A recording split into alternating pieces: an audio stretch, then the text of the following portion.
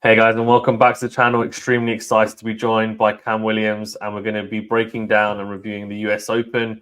Jannik Sinner and Aryna Sabalenka are the ones that come out on top as hardcourt king and queen. Cam, how you doing? And what do you think of the tournament? Yeah, good, thanks. I think it's probably one of the weirdest tournaments it's been. Like, I don't know, it was just weird because we lost the two favorites early, but then the women's draw was pretty consistently good throughout. Like, the main players were there. I don't know, it's probably the weirdest event, especially post Olympics. Feels really, it's like we've already had that, like we've had a fifth slam with that Olympic match or that Olympic gold. So I don't know, it was weird. It was a weird event. I felt like it was just weird. Yeah, it was pretty strange. And as you said, all the medalists anyway, not just gold medalists from the men's side fell really early, and then with Novak and Carlos and even Musetti, of course, bronze medalists. And then on the women's, it looked like they were tracking to potentially go and do something, and they fell as well before the semi-final stage. So it was like, okay, maybe there's there's something here, right? I'm actually going from grass to clay to hardcourt in really quick succession is not actually easy. I mean, who knew? But I think I think it was obviously interesting to see and kind of prove that point. But I wanted to ask you actually before we get into it, like, what did you think generally of the level of the tournament? I didn't think it was the highest level. It's one of the I don't want to be harsh, but it was one of the worst level tournaments like Grand Slam wise I've seen in a while. It could be to do with the Olympics and fatigue, etc. as well. But I feel like the US Open's always pretty open as it is. Last year we had Novak win it on the men's side, and that wasn't too random, but generally it's normally quite random. And on the women, I guess Goff won it, but it was her first slam, so you could claim it as being random. And I just felt like overall the level wasn't quite up to the heights that we'd normally expect of a Grand Slam. There weren't many all-time classic matches, and could have been because some of the top players kind of went out early as well. But what was your view on that? Yeah, like compared to like I think out of all the slams this year, US Open was probably the least exciting in the end, like over like hindsight.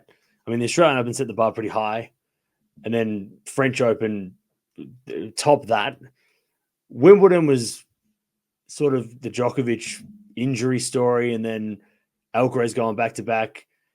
But then I just think the Olympics ruined the US Open, the whole series of the US Open, because some players didn't play after the Olympics, like Djokovic didn't play until the US, whereas we had Cincy last year, and it felt like a bit more of a lead up. Whereas this kind of felt like Olympics, US Open, and then like nobody was really ready.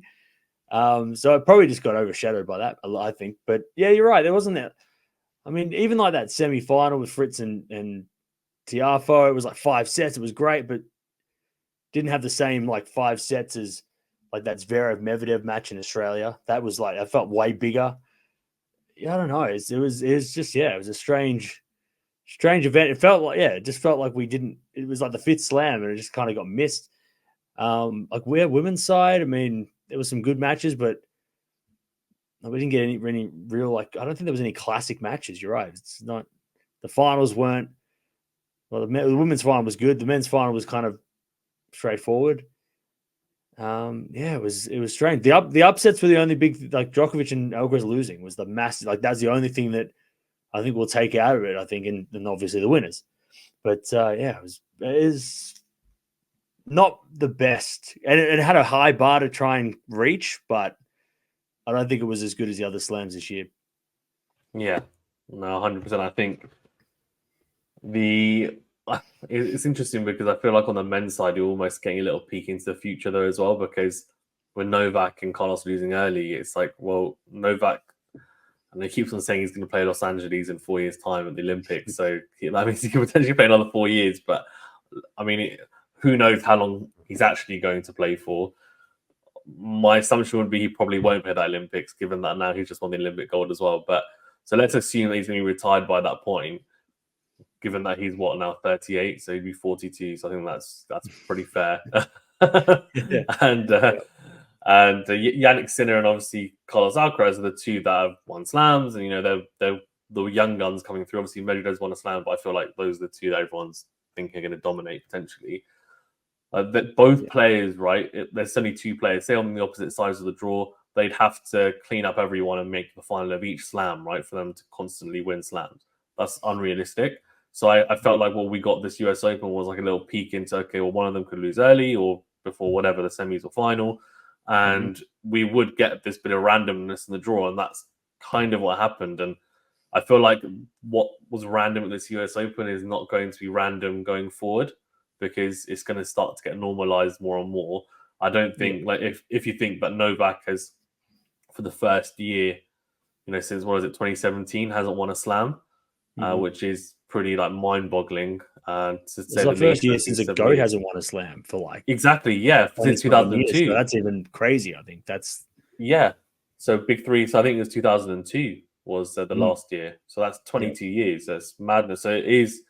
Everyone keeps on saying about, the start of a new era and the passing the torch. I think it's probably fair to say this is, either this is going to be a false one and Novak goes on next year and wins 2 slams, but by the looks of it, over the whole year anyway, it does look like, okay, we're starting to transition into that. So it's one of those things that we should probably enjoy this year, like with especially the first 3 slams, because I feel like it will get a little bit more random and it might be exciting and that's great, but the other guys need to step up, I think.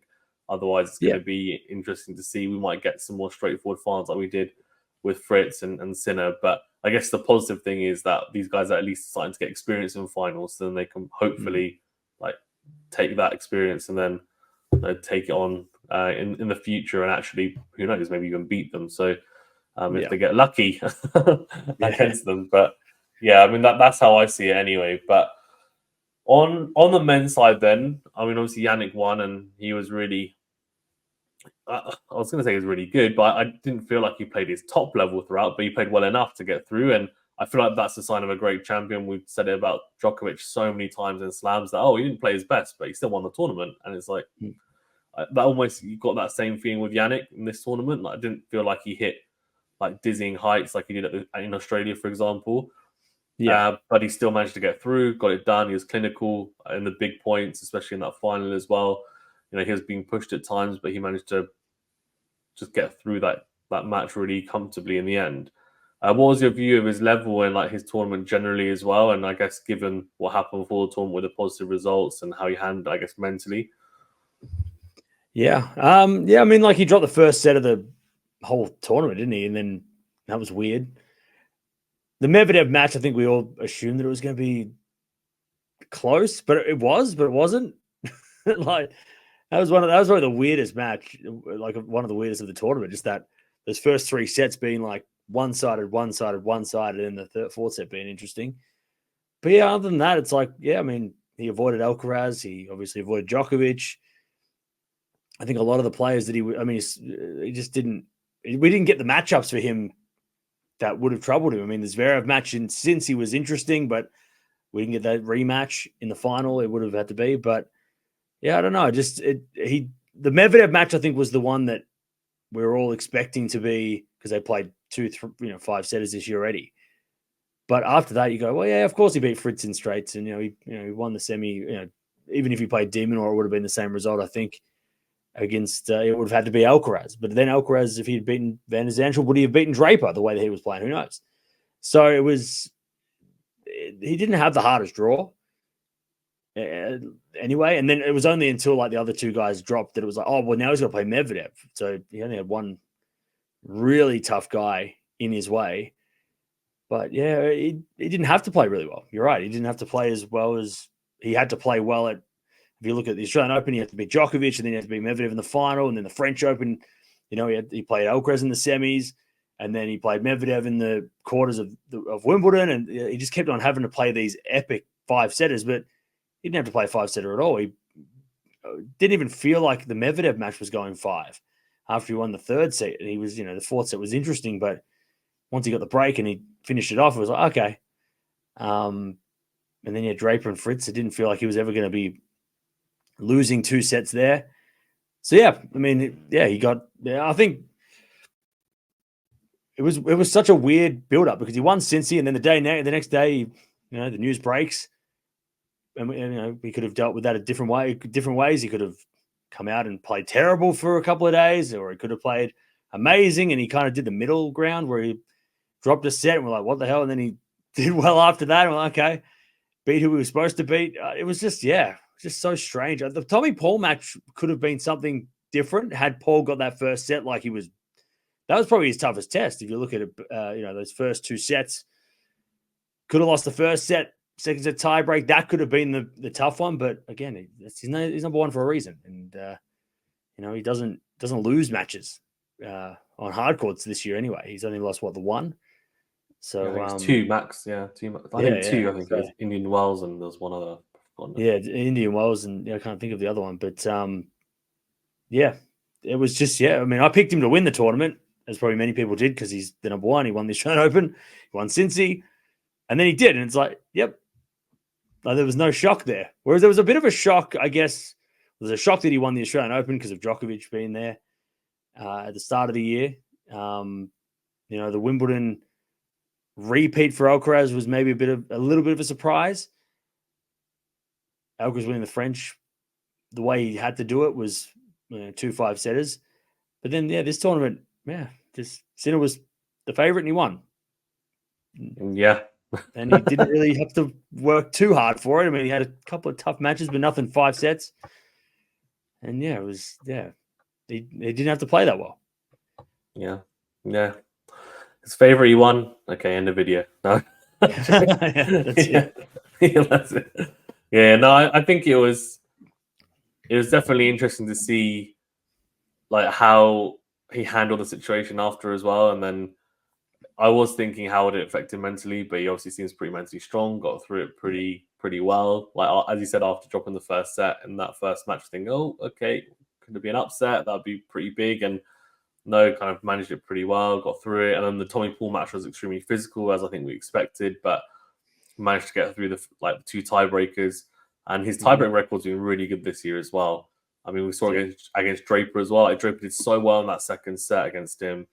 Like, got to a tiebreaker and then just got absolutely blitzed in the tiebreaker. And it's like, he's probably thinking to himself, damn, like, what do I need to do? 7-5, 7-6. Like, he got in the first, he got broken right at the end. And, he was giving it everything, right? And Sinner, I think, was playing at 70%. So I think that's kind of where you see the difference in level. And he upped it in the tiebreak, and you could see like the ball striking ability suddenly kind of went up a little bit, and that was it. And he knew I could turn it on. So that's almost a bit frightening that he's able to do that. He can manage his body and his level like that. But really positive if you're a Jannik Sinner fan. Yeah. What did you think then in terms of? I mean, I haven't asked you actually about your view on it. So I mean, there's some people that are saying after he won, like, all over social media, some people are saying, oh, great, fantastic. And some people are saying, oh, it's a bit of a stay on the sport, though, because, what happened with the positive tests. And, obviously he was cleared for it. So, I mean, he's free to play. And then obviously there were people saying beforehand that either they were directly saying about him, like, he should be playing, like, why is he playing? It's sustained, blah, blah. Or they were saying, actually, fine, it's fine that he was cleared. But other examples have come about where they haven't been as quick. I think Tara Moore's one of the bigger examples they were using. She was out for like a year and a half for a very similar example, but she just didn't have the legal backing and money, etc., to battle it. Like, what's your view been on it? Because I don't think I've seen what your thoughts are on it. But like, how do you view it? Yeah, I mean, like there's a lot of people that were saying one extreme of banned for 4 years, and then there's people that were just going to like move on from it. Yeah, I mean, it happened and he was cleared, and from what I saw, he got on it really quick. So, maybe he learned from previous people's mistakes of like how not to wait around when you get the email. And, he's like, as soon as he got that email saying, hey, look, you've been pinged, he went, called up the people, went straight there and said, we need to get this, provisional suspension appealed. From what I gather is that the reason why it wasn't brought out is because if the appeal is given to the person with the provisional suspension, it becomes an anonymous situation. Whereas if he had not have gotten the appeal, then it would have been made public, and then everybody would have lost their minds in March or April. So yeah, I just think he. I mean, it's probably hindsight now. Like that's the if you can afford to, I guess, is like that's how you do it. Like he set the way of how people should be doing it. I mean, everyone's like, oh, but the Halep thing. Well, the Halep way is, obviously it was a different thing that happened and a different issue. But I think he just set the precedent of like that's how you do it. If you want to get this thing sorted, and obviously he was dealing with stuff behind the scenes that we didn't know. I mean, I don't think it's a stain on the sport because he didn't do anything wrong according to the people that make the rules. So, or at least, or the people that judge him. Public opinion is one thing, and then the people that actually make the judgments said he was fine. So, I think a lot of people, I think most of the players that have come out and talked about it, except for Nick Kyrgios, has Raf has talked about it, Federer's talked about it, Novak's talked about it, Carlos and all the other competitors have talked about it, and they've all been like, well, if he's fine to play, then he plays. I don't think any of them crying, after the US Open going, oh, he's a cheater, that's why he won. Okay, then why didn't he win Wimbledon? Why didn't he win the French Open? Like if he's been doing this forever, like why isn't he not winning? I think we just all got to. I think the thing that came out of it for me was how he's dealt with it was way more impressive than anything. Like how he answered the questions about it, the criticisms about it. Like I was more impressed by him.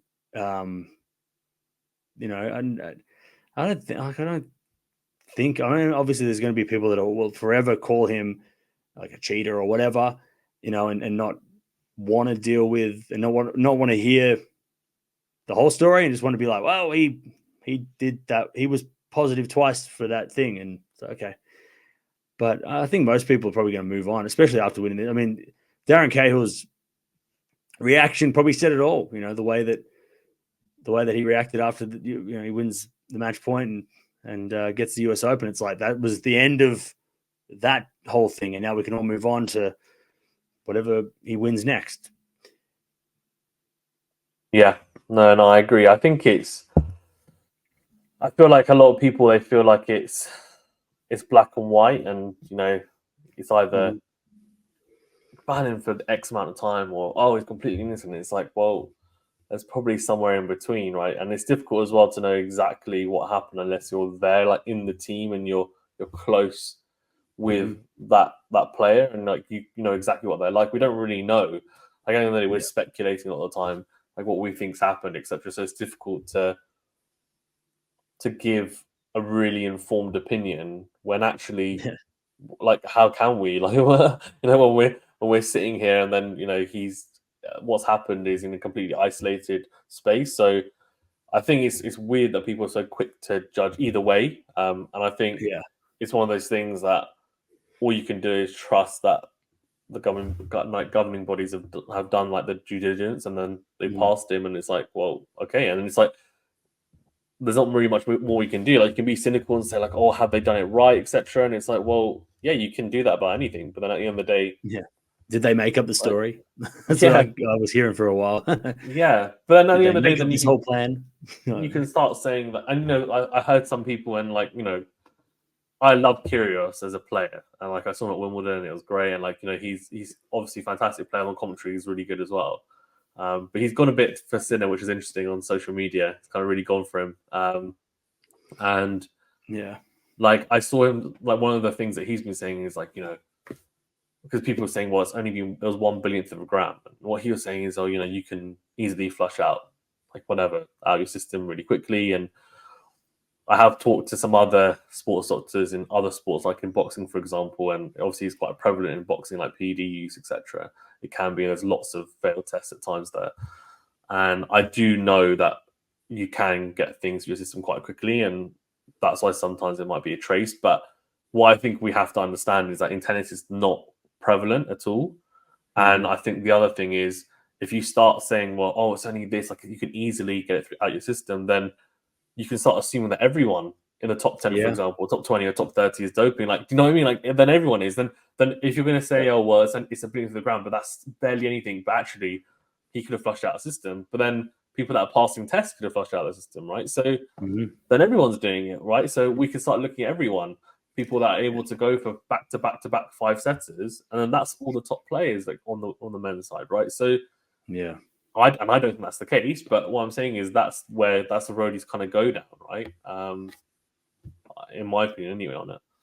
Yeah. No, I think the same. I'm just like, if we start, if we open that can of worms, then we're going to talk about this one, and then we just keep going, Yeah. and then we just get no answers, and everything's bad, and the whole sport's corrupt, and it's like, it just makes your head spin if you think about it in that term. I know he was more pissed, like Kyrgios was more pissed off at any positive test should be 4-year ban automatically. Yeah. I mean, I think that people are probably just more annoyed about the inconsistencies between things, and that probably what annoys people. And him to be number 1 doesn't help the whole preferential treatment. If he was number 10, maybe he wouldn't have. And the same situation happened in the same order of things. Maybe there wouldn't have been this like, well, hang on, he's the best player on the planet, and then, who's trying to save him, and or whatever. But yeah, I don't know. I'm hoping that we can, hopefully nothing like this happens again, because it was a terrible way to wake up after he wins Cincy to then go, oh, great, now we've got to all deal with this as a tennis, tennis fans. We've got to deal with the best player on the planet who just won a tournament, got back in form, is now, he failed 2 tests, and you're like, oh, okay. Yeah. No, I think it was definitely, the timing was horrible, and there are a lot of people saying that actually, they're happy with the verdict, etc., but maybe the way that the team handled it could have been better. And I think I don't know, it's a weird one because it's very awkward as it is. So it's like, how do you really handle it? But Sinner was like, he came out and he was like, I did nothing wrong, etc., which obviously you'd expect him to say if obviously he didn't. And then I think obviously the story as well, which is quite funny, like with the spray and everything, and it's like it just seems so like silly, like such a silly mistake, and I guess that's why those guys are not in his team anymore as well, unfortunately. But and like mistakes happen, but it was just like really bizarre. And then Darren Cahill was like coming on to like ESPN and all these other like platforms and talking about it, and obviously he was also doing the punditry as well, like like he was doing post-match analysis for like a lot of the matches as well, not just Sinners. So it was interesting, like just the whole thing about it. So I don't know. I feel like I agree though with a lot of people when they're talking about like preferential treatment. I think that's why I know the PTPN. I don't know about it in like huge detail, but also that platform as well are like trying to push forward about making sure that players are able to, in these scenarios, actually treated like equally, so that whatever, either they've got the money to do so and they're being funded by whoever. So it doesn't matter if you're in the you're ranked 300 or number 1 in the world, like you'll get the same treatment, and you'll get the same verdict at the same pace. I think is probably like what the key is, right? So that's I think the biggest thing out of that's what's come out of this, and a lot of people have said that, like even Federer came out and said the same thing. So I think that's probably the biggest thing to come out of it. But no, yeah, I mean, fantastic win. I mean, for Sinner, I mean, people talking about it after he won, obviously like 2 Grand Slams in the same year. I think he's the first player since Guillermo Vilas in like 1977 to win his first 2 Grand Slams in the same year, which is like really impressive, of course. Like it's been a phenomenal year, like win percentage over 90%. Yep. And then also first Italian male player to win the US Open as well. So obviously we always thought, a few years ago that was going to be Matteo, like Berrettini was going to do it, and then he kept on getting injured, and then Sinner just came along and it's like, oh, hold on. And then he's like, oh, he might be the one. So he's done it. What do you think in terms of going forward? Like people are guessing numbers and how many slams can you win, etc. Like if you had a ballpark, what were you thinking after seeing what he's like this year and assuming he's going to be fit generally for the rest of his career? Yeah, well, the thing with him and Alcaraz, both can win any of them. Like that's whenever I always get asked, I mean, every time somebody wins their second slam or third or fourth, it's always like, well, can they win 25? It's like, what do you mean 25? That's a silly number. We didn't know Djokovic was going to win 24 when he won 2. Yeah, like, so in Federer and Nadal, we didn't know they were going to win that many. Look, he could, when he gets to 5, if he gets to 5 in the next 2 seasons, how old's that? He's probably 25 by then, I think he's around there. So then he'll, maybe he does get to 10 by 30. I think him and Alcaraz, if they stay healthy, Alcaraz obviously 2 ahead of him, so he's 2 years younger, so he's got way more chance of getting, double digits. But I think double digits, I mean, that's a massive achievement on the men's side. If you look at all the Open era champions, the ones with the most, there's obviously 3 with 20 plus, and then there's 14, 11, and then everyone else is under that. So it's like getting 10 to 15 is a massive deal on the men's side. So if anyone's getting like we're talking about like best top 5 players all time. If we put Sinner and Alcaraz, so I'd say he probably wins between, and I always say conservative with it. So like, probably 8 to 12, because you got to remember, like, we're all thinking that Alcaraz and Sinner are probably they're going to dominate, but then it could be somebody who's 16 right now that we didn't even know. 5 years ago, we didn't know if Sinner and Alcaraz were going to be. We thought it would be Medvedev and Zverev and Tsitsipas, right?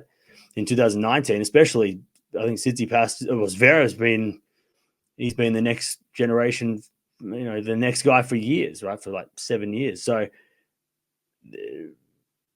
yeah, you don't know who's coming along. You don't know if Draper or, I know Runa, people sometimes write him off, but he, at his best, he can beat these guys.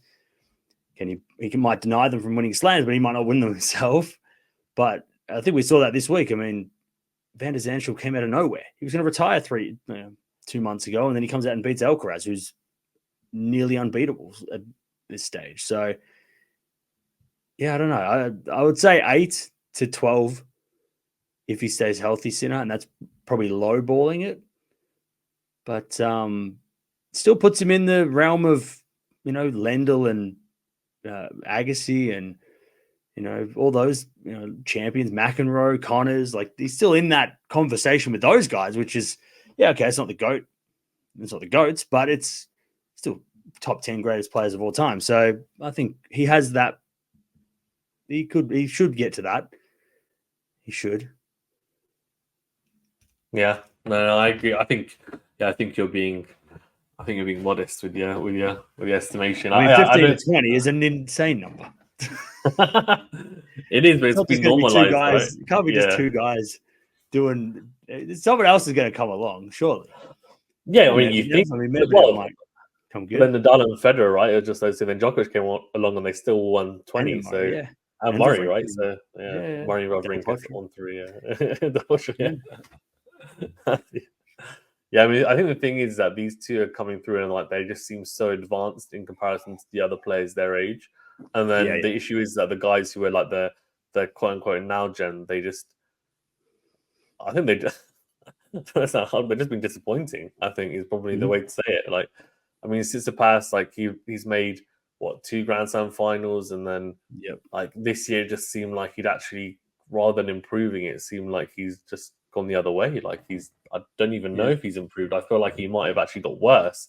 And then there was the weird comments after his loss at the US Open where he was saying that he said like the way that he feels on court, like he doesn't have the same like hunger like on court. And that like he doesn't have that same like hunger and passion on court, and he needs to kind of rekindle it. And I was just thinking, mate, you got a cushy life. That's the problem. He's got Bordeaux series, and like he's just like chilling like with her, and like obviously going on holiday, and he's living the good life. And then it did make me think actually that a lot of these, obviously all these players, like they work really hard, but they do live a good life. So it is interesting. Like I guess you need to be a very specific type of person to, especially the guys in the top 10, right? Because they're earning big bucks. Like you have to be a specific type of person to stay really driven, right? Because this is your passion. Like, and I feel like if he's starting to say things like that, then it becomes really worrying. Like, okay, why are you saying that? So, well, I don't know if you've seen it, but like, Tiafoe made the comment about losing to clowns. That didn't go down well, but I think we all knew what he meant, right? We all knew that he meant like, losing to people he shouldn't. Yeah. He didn't mean to, But it shows a competitive streak, right? Yeah, he was pissed off that he was losing. And then I don't know if you saw that 3 years ago when Fritz, he lost a big match and he wrote down like, he wrote a note on his phone saying, you're better than this, you're reporting the word, get it together. Yeah. And then like 3 years later in the US Open final. So you go, that's what you want to see. If Tsitsipas loses the Kokkinakis first round, you don't want to hear him saying like, oh, well, whatever. You want him to be angry. Like he shouldn't be happy or like at least disappointed. He doesn't seem like that. And that's worse. Like that's, especially if Tsitsipas fans. I mean, general tennis people, we're probably just, that don't really, we're not really, worried about everybody. We don't have a favorite or, he might not be our favorite. Kind of like, oh, that sucks for him to say that. Hopefully he gets better. But for the fans, I'd be angry. I'd be like, man, if my favorite player was saying that, I'd be like, what are you talking about? You lost in the first round of the US Open. You've been terrible for like a year and a half. Made the final of the Australian Open 2 years ago. That was good. What have you done since? He won Monte Carlo, but Sinner fans would say that he won because he got a lucky call. But I don't know. I'm not even a Tsitsipas fan. I get annoyed by hearing him say that. I'm like, no, get angry. You fired your dad. But you're not. I don't know. I don't know. He says things that just are annoying, and you just go, oh, come on. Like, we get it. You've won an ATP final. I know he made up something about like winning the ATP finals was like bigger than a slam. It's like, no. You've won that. So of course you can say that, but you're supposed to win a slam. Yeah. Medvedev's got one. Zverev, I mean, he's been close he's been really close. Tsitsipas, I don't know. He was up 2-0 against Djokovic in the French Open final, wasn't he? And then kind of lost it from there.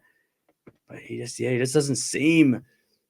Well, everything he says, like, oh, losing the hunger or whatever. It's like, yeah, we can tell that. We can see that. It's obvious, but yeah. And then, at least Bedos is, making the quarters, so at least she's, holding up her side of it.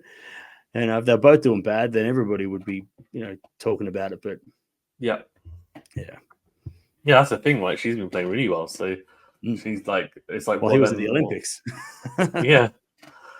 Yeah, exactly. So I don't know. I mean, it's a really weird one. The thing is, I think for him, like this tournament, for example, and we'll talk about Zverev in a second, but this is a big opportunity for these guys, right, to do something. Oh, yeah. Like when the draw opened up, and I think the excuse of saying like, oh, there's so many good players. There's Djokovic, and then you've got Alcaraz and Sinner. It's like, guys, like you guys played in like prime Big Three era when you were younger. You're now like supposed to be hitting your prime. This era is not as hard, I think it's fair to say. So at the moment, anyway. So like you guys need to be doing something. Like, come on. I mean, Medvedev is the only one. Like Zverev has had some consistent results, fine, but Medvedev is the only one over the past 2-3 years where you feel like, okay, like he's guaranteed like quarterfinals pretty much every slam. Like you can feel like, oh, actually, no, he'll get there. He might lose, whatever. He might make the semifinals and lose, or final and lose, but like he's there or thereabouts. Especially on hard courts, he's always going to be up there, right? You feel because, as he says, he's a hard court specialist. But I think for these guys, like they need to do something. Like it's just very frustrating. Obviously, we saw from Zverev in the Australian Open, he beat Alcaraz. You're like, cool, great, and then just lost to Medvedev in the semi-finals, and he probably should have won that match. And like he's had a few matches like that. Like he had the match against Tsitsipas at Roland Garros in 2021, I think it was the semi-final, and I think he was 2-love up. I could be wrong, or 2-1 up against Tsitsipas. Yeah. He should have won that match. He should have been in the final with Djokovic instead. He capitulated, and his mental game is shocking. And he's now like, we can't say anymore, oh, he's just an up-and-coming player. Like it's fine. Right? He's got time to develop. He's now in his prime. He's in his mid-20s, mid to late 20s. Like, this is it. If you're going to do something, make your move now. So, I think it's going to be interesting to see what happens in the next year or so, because I feel like as soon as Alcaraz and Sinner in the next couple of years, they're just going to get better and better. It's going to get harder and harder for these guys because, one, they're going to get better, Sinner and Alcaraz. And then two, I think the longer these guys don't win a slam, the harder it becomes. I feel like I was talking Yeah. to Rick Macy about this, and he was saying that basically for these guys, like mentally, it's going to be on their mind. Like someone like Zverev, he won the ATP Tour Finals at what, like 18 or 19, I think it was, like really young, like being Djokovic in the final. And that was it. There, people were like, this is it. This is the guy. Like he's going to do something. He was being touted as what Alcaraz is now. That's what people were saying. Yeah, he was. So, and look at him now. Like I'm not saying in the harsh way, but yeah, great. He's on the ATP Tour Finals and he's on the Olympic gold. He's won lots of titles. Like he could go down as the best player to never win a slam. Like he is. That's For me, he basically- is. yeah. Like right now, he is the best player to never win a slam. Like if you put him up against like all the guys that everyone brings up, you know, the Rios, the Ferrers, the Nalbandians, whoever else, he has done more than them. So it's like he's got. I think more people start talking about this in a year or two if he doesn't get a slam. It's like he just doesn't have that world number one. He's number 2 in the world right now. Yeah, and we still don't think. We think like well, he's next in line. But yeah, I mean Alcaraz number 3, Djokovic number 4, and you go, he's number 2. Like, yeah. How? You know, he won Rome, I guess, and he made the final of French. Okay, but he doesn't feel like the number 2. I mean, you think if Medvedev was number 2, you'd be like, oh, that makes sense. Zverev doesn't feel like the number 2. And he's definitely not the second in line behind Sinner to win slams. Yeah. I'll tell you what, though. After this week, I'm way more impressed by Fritz. Like, I think he seems to, he knows what we've just said, that it's now. That, you know, you've got Djokovic on the way out, obviously Nadal and Federer. Federer's out of the picture. Nadal, who knows if he's coming back next year or not, but either way, probably not as big of a threat. Djokovic having a terrible year. And then you've got Alcaraz and Sinner who are taking over, but they haven't quite, they've won everything this year in the slams, but there have been moments where they could have lost. So there's not like they've won all 4 slams combined without dropping sets. Like there's been, Alcaraz has had 5 setters, you know, Sinner's had his 5 setters. They've both had losses, you know, to different guys. I think Fritz realizes that, and if you look at his results, I mean, he beats Zverev, right? I think he lost to Ruud at the French, so no, you know, obviously that's nothing wrong with that. He lost to Djokovic in Australia, again, nothing wrong with that. He beats Zverev at Wimbledon, so he stopped Zverev twice in the last 2 slams. You know, I'd almost put Fritz, like if I'm saying who's next to win their first slam, like Zverev's been at the front for a while, but he's been, you know, obviously Medvedev skipped the queue, Sinner and Alcaraz have skipped the queue. I mean, I'd put Fritz right up there too, because he might not have to play Sinner or Alcaraz if we do get a wild situation where they both lose in the first week. And he might just, I mean, he could win the Australian Open, Fritz, if Sinner, you know, has a bad match, or Alcaraz has another, you know, if Alcaraz loses to Medi or something, you know, Medvedev is a threat.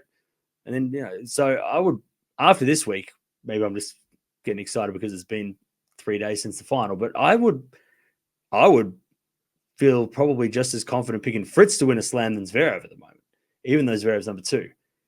Just, I think they were promised that, well, maybe they weren't promised, but they thought, oh, well, once these 3 guys leave, it's our time.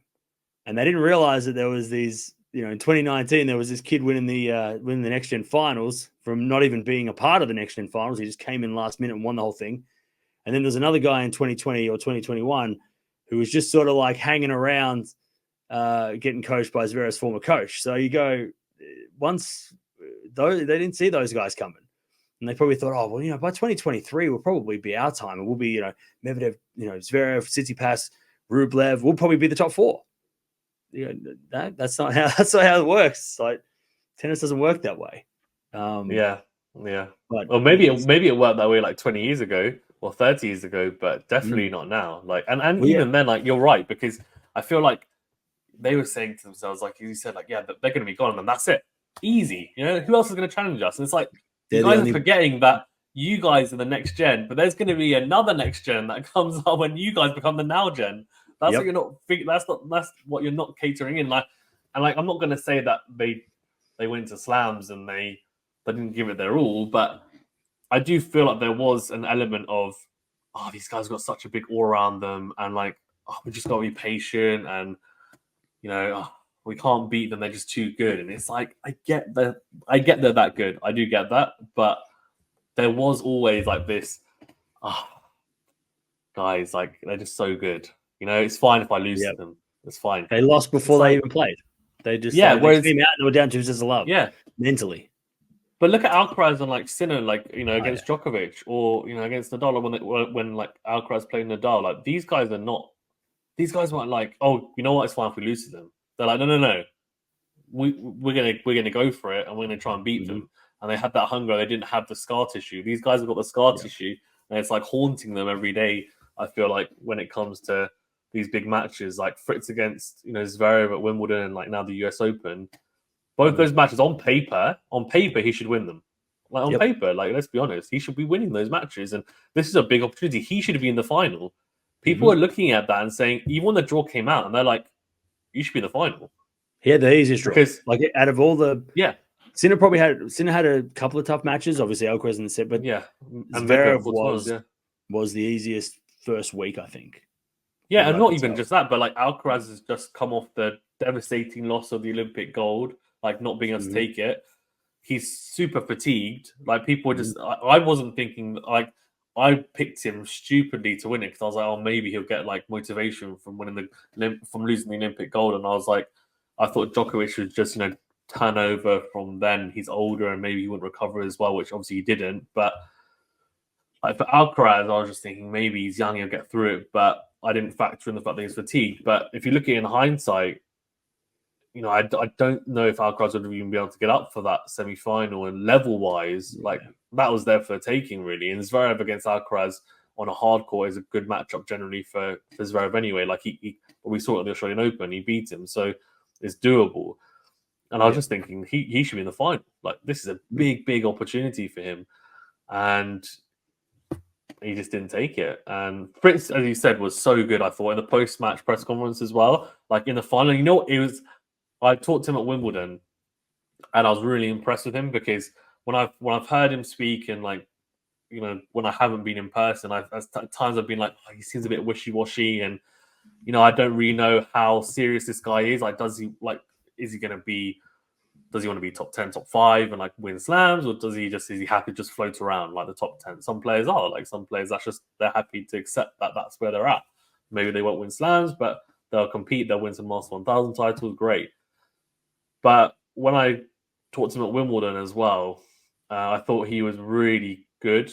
I talked to him after he lost to Musetti, and also after I think he won. I think after he beaten Zverev as well. And both times, like just the answers he gave were just very thoughtful. Clearly, like he was quite dialed in. Like you could tell he's matured. I think in a good way. He was terrible 4 years ago. Yeah. He used to throw rackets, lose his mind. Like he was not like Kyrgios level, but sort of like he would just get down on himself, like he completely fall in a hole, and you'd be like, oh, he's gone. He doesn't do that at all anymore. He's 2 years ago completely changed. I think the mentality shifted, hasn't it, in a really good way. And like you say about like players maturing, and I feel like that we'll talk about Holger Rune in a bit, but like I feel like that's similar for him. Like there's maturity level, like and not in a bad way, but he's young, right? So like it's understandable. Not all players can be like Alcaraz and just mature at 18, 19 and also have that same that personality about them. It's difficult. Like not everyone develops at different times. And I think for Fritz, he's obviously developed now, and I think this is the type of play he's going to be. And like hearing him talk after the US Open final and say to the press, like, look, I don't think I played that well this tournament. And, they asked him about the TFO comments, and TFO is obviously very, very honest, right? Because after his semi-final loss, he said, look, this is opened up big time because Alcaraz and Novak are out. And he's like, this is now, if it's going to be like this, like you were saying, it's going to be open, right? This is it now. This is open season. We need to go for it because we don't know how much time we're going to have to kind of try and get to these finals and win them. So Fritz was saying a similar thing, and he was saying, look, obviously it's so much easier. He said, look, I didn't have to play a Novak or a Carlos to make the final. So he said, obviously, I played some really good players, but I was fortunate that I didn't have to play them in my draw. And he said, the positive thing is that I didn't play my best tennis. I didn't feel like I was playing lights out at any point during the tournament. So he's almost saying, look, I'm not playing lights out and I made the final here. If I play lights out, I think I can go on and do something. Yeah. And it's like, fair play. And even the comment after the TFO win where he said, And, I do think he was nervous because he said, I don't think I'll feel as nervous in the final as I was in the semi-final. I didn't know how much I believed, but the fact that even he thought to say that and also made himself try to believe it, I thought was really positive. And he fought pretty well in the Sinner match. I mean, he was set point. He was serving for the set in the third set. It was 4-5. He was serving to level it in the second set. Their second and third sets, he could have won them, or at least taken the second set to a tiebreaker, and he should have won the third set. Like, kind of capitulated a little bit. But the level, I think the adjustments he made, like, it wasn't a washout. It's his first Grand Slam final against Sinner, who's the best player on the planet right now, I think it's fair to say, in terms of results. And there's some other players in the past that played the first Grand Slam final, and they haven't given that sort of performance. So, and the way that he came out after, he was very honest about his performance and also about Sinner and the fact that, he was disappointed that he wasn't able to maybe match him like he would have liked. But there's this very honest, reflective, like, self-assessment that he tends to give after like matches, and I think that's I've been impressed with him, to be honest.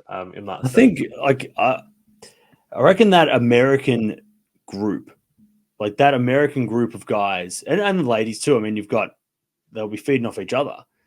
Of Fritz, Tiafoe, Shelton, Paul. I mean, you can put Nakashima in there. You can put Korda in there if you want to chuck those guys. I mean, they're a bunch. There's I think somebody asked me like maybe a year or two ago, like, who's going to be the next American champion on the men's side? It's like, I think there's at least 5 to 10 people that it could be, and that's scary for it would be scary for the Europeans, especially for like the Zverevs and the Tsitsipas and Medvedevs and Rublevs, who have been supposed to be the next guys. Like these guys would all be, and if they're Tiafoe and Fritz are saying, hey, look, this is our time, and they also believe that they're better than Tsitsipas and they can beat Tsitsipas and Medvedev and Zverev at these things to take them. I mean, in the locker room, them talking to each other, pumping each other up, and then seeing what Goff's doing and seeing Pegula make the final and getting inspired by them. They're going to be like that. There's going to be an American champion in the next 5 years, and it's probably going to be one of them. Especially if they're over, if they're like, oh well, their only problem is Sinner and Alcaraz, and we can beat them because we have. Whereas Fritz he's never beaten Djokovic, right? So it's like, well, if I don't have to play him, I can beat him. I've played him a few times, and I've beaten him I've beaten him once, and I've beaten, I can play Alcaraz as well. So that's the belief through all those guys is going to be so scary because, if you've got Tsitsipas who loses first round and says like, oh, I don't know, blah, blah, blah. And then you got Fritz making the final saying, I didn't even play that well. You'd go with the guys that are talking like that. And that's scary. I mean, they know that okay, we've got 3 years before Alcaraz and Sinner and whoever comes along is going to be unstoppable. We got to cash in. So we might see a lot of, these guys, and I know people were making fun of Fritz in the final. Geez, tennis has gone backwards. And you're like, well, it was never going to be better than what we saw for the last 15 years. I mean, Federer, Nadal, Djokovic, they're the greatest ever. Of course, we're not going to get. There's no one on that level, and maybe not for another 10 years that even Alcaraz and Sinner reach that level. But having free, is there opportunity for all these guys? It's kind of like the early 2000s before, post Sampras, Agassi, pre-Federer, Nadal. And there was that, I'm not saying everyone's going to be like a Gaudio winning, 4 of the French, but Leighton got a couple, Andy got one, Safin got a couple. You had Ferrero made it to number 1, won a French, got to a final. You're going to get those guys from this generation, and maybe it's Fritz, maybe it's Tiafoe, maybe it's, maybe Zverev gets one, maybe Medvedev gets another. Those opportunities are there for everybody, and it's not just going to be Alcaraz. This year it's been Alcaraz Sinner, but next year. Injuries. We've seen Sinner's hips being a problem. Alcaraz is not bulletproof. We've seen him get hurt through things. I mean, he rolled his ankle before the tournament. It was a scare. I mean, and then he loses the Van der Zandt anyway. And you go, okay, they're not bulletproof. So, yeah, those guys Fritz, he's been the face of American tennis on the men's side for the last few years as well. I mean, he's been the next big guy. Tiafoe's had his time. But it's been Fritz for the last 5 years of he is our next American champion. And now he's made the final and you go, okay, everything's working. He's going the right direction. He wins 2 years ago at Indian Wells, and like again, I trust them a lot more than I do the guys who have been up the top for so long and just been doing nothing at Grand Slam level compared to these younger, these so those like 5 to 10, the guys that have been 5 to 10 in the world, they're like, hang on, those top 5 guys are not as scary as they were, in 2020 when it was Federer, Nadal, and Djokovic. So yeah, it's going to be so much fun to see who can cash in before we possibly get somebody call it like the Sinkaraz era in the next decade. Yeah. No, I agree. It's going to be interesting because I just feel like for those guys as well, like if you're 27, like you've only got realistically to win a slam, you might have 3-4 years, right? Because once you hit your 30s, not everyone's like Nadal, Djokovic, and Federer, and they can win slams past 30. It's not easy. So yeah, I get that people are extremely fit and like they take care of themselves, but it's still like it's not easy. I think past 30. So I think that's when it team's 30 now, right? He's retiring. Yeah, so, exactly. Yeah. Well, I mean, no I think with the guarantee. injuries, it's definitely no guarantee. That's for sure. Before we move on to the women's, actually, I want to ask about Aryna because you were mentioning him, and like so when I talked to him at Wimbledon after his loss to Djokovic, and he was very obviously quite disappointed, and he gave a pretty good answer. I think generally, I think one of the reporters annoyed him with talking to him about how he lost. I think he was like 10 points in a row at the start. And the reports kind of said like, "Oh, you kind of handed him the first set," and he goes, "Well, to be fair, the set ended up being I think it was like 6-3 or 6-4, just a single break." And he said, so it wasn't that bad. You just have to kind of recover from him. And I think every time he speaks, and like when I spoke to him as well, I was quite impressed. But the results are just not reflecting, I think, the mindset. And I think we talked to him at Wimbledon. He kind of clarified his big 3 comments and said, I'm not saying that I'm at the level of Alcaraz and Sinner, but he said it was nice to be talked about in that, like hearing about it at some points, some people talking about it, because obviously, like I want to be at that level and match those guys. Like, do we think he could pull off a Djokovic and be a late bloomer and kind of come through? I mean, what needs to happen for him because there's so much turbulence with the coaching situation as well. He just doesn't seem to be able to settle down with one coach, one setup, and even I'd argue one style of tennis as well. Yeah. I think it's 12 months ago, there was no big, like there was like next 3 guys. Alcaraz was the guy, and then there was a couple other younger guys around. But 12 months ago, Sinner wasn't the same. So a lot can change in a year. You get a Darren Cahill. Well, there's not that many of them, but you get a good coach.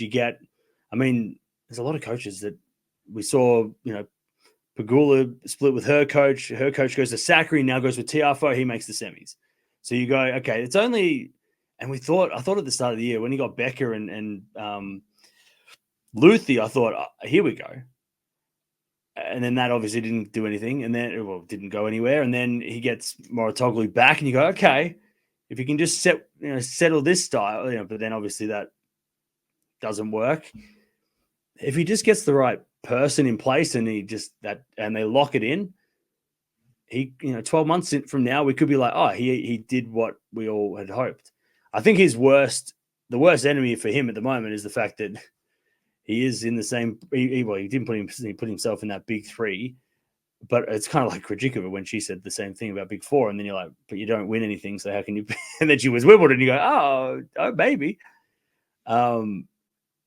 He's compared to Sinner and Alcaraz because he made that comment, but also because he did things that they did at 1,000 level. He beats Djokovic to win a 1,000 at a young age, and you go, oh, that's kind of like what Alcaraz did in Madrid. And you go, and Sinner's done stuff since then as well. So you go, oh yeah, he does things that they've done. He just hasn't won the slams of those, for those things. He was number 4 in the world 12 months ago, Bruna.